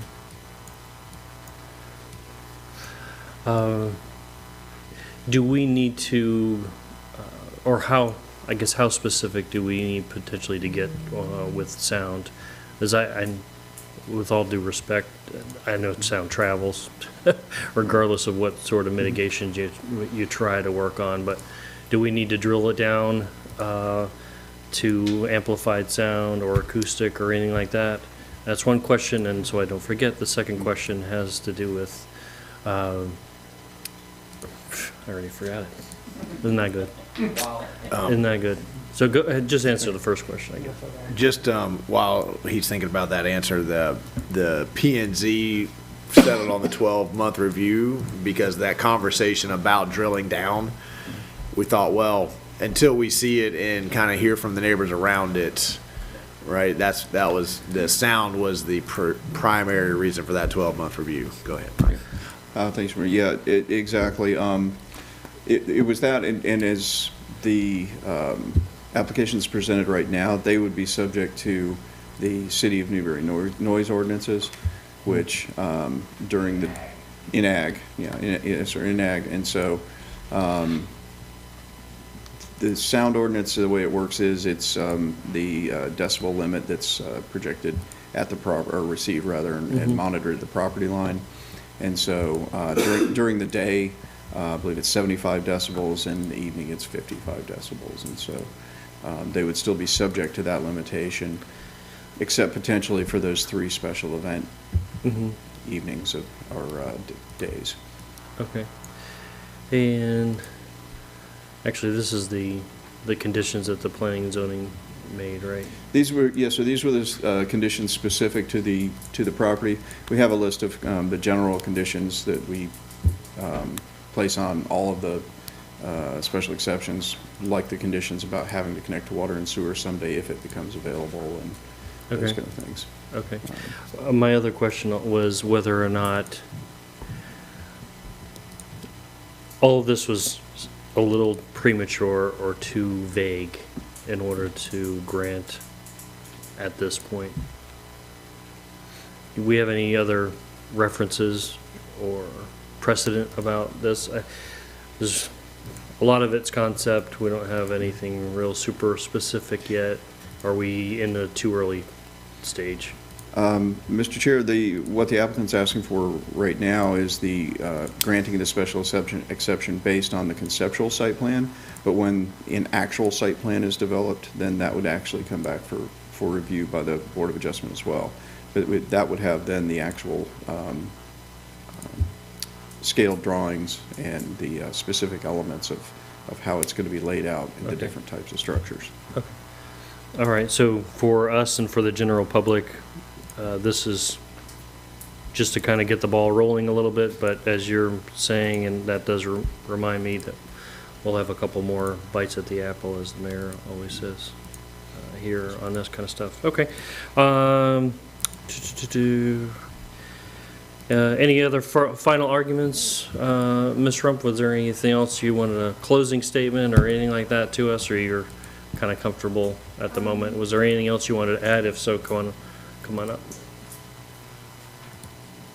I just want to thank you for giving me this opportunity, and I think it would be a great thing happening. I just hope that it's going to successfully happen. Okay, all right, very good. Okay. Madam Attorney, could you please advise the decision-making body of the applicable law? And we did read in the ordinance to begin with, right? Yes, we did, Mr. Chair. Okay. And the applicable law is competent and substantial evidence. Okay. Okay, very good. Thank you very much. Any other further discussions on the board here? The only other thing I had was, when you have these events, how's the security going to be, Brian? I mean, does it require security? Say ASO, cops, guards, whoever. Cause I see, honestly, this being a landmark in Newberry for field trips. Just saying. Because I know when I was a kid, this was like Candyland, this type of event. Seriously.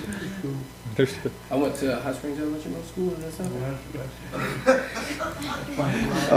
Mr. Chair. Commentary aside, Mr. Additional conditions for security were not contemplated by the Planning and Zoning Board, or anything, just again because of the small scale nature of the I venue. do feel that I do feel that there's gonna be field trips.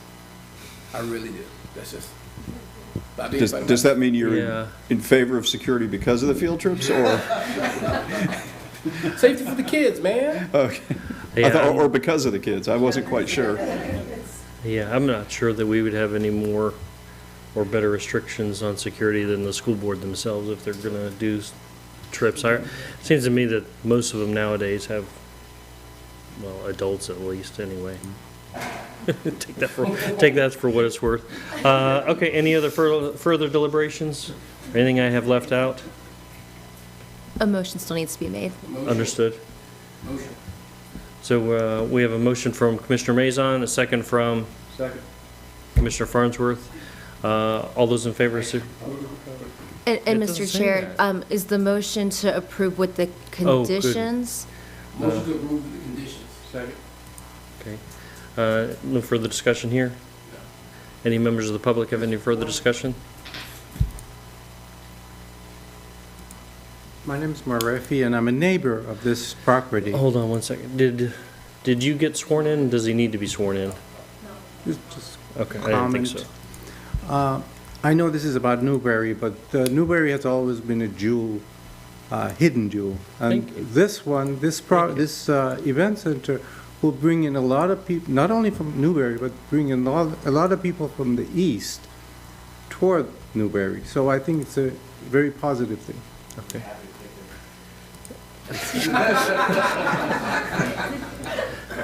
Fair enough. Seeing no further comment, we'll move to a vote. All those in favor, please signify by saying aye. Aye. All those opposed, say nay. The motion passes unanimous. Hold on. We have no further business, correct? Items, agenda. No further discussion, comments? Closing. Okay. We have extra cookies in the back if you need any. Otherwise, the Board of Adjustment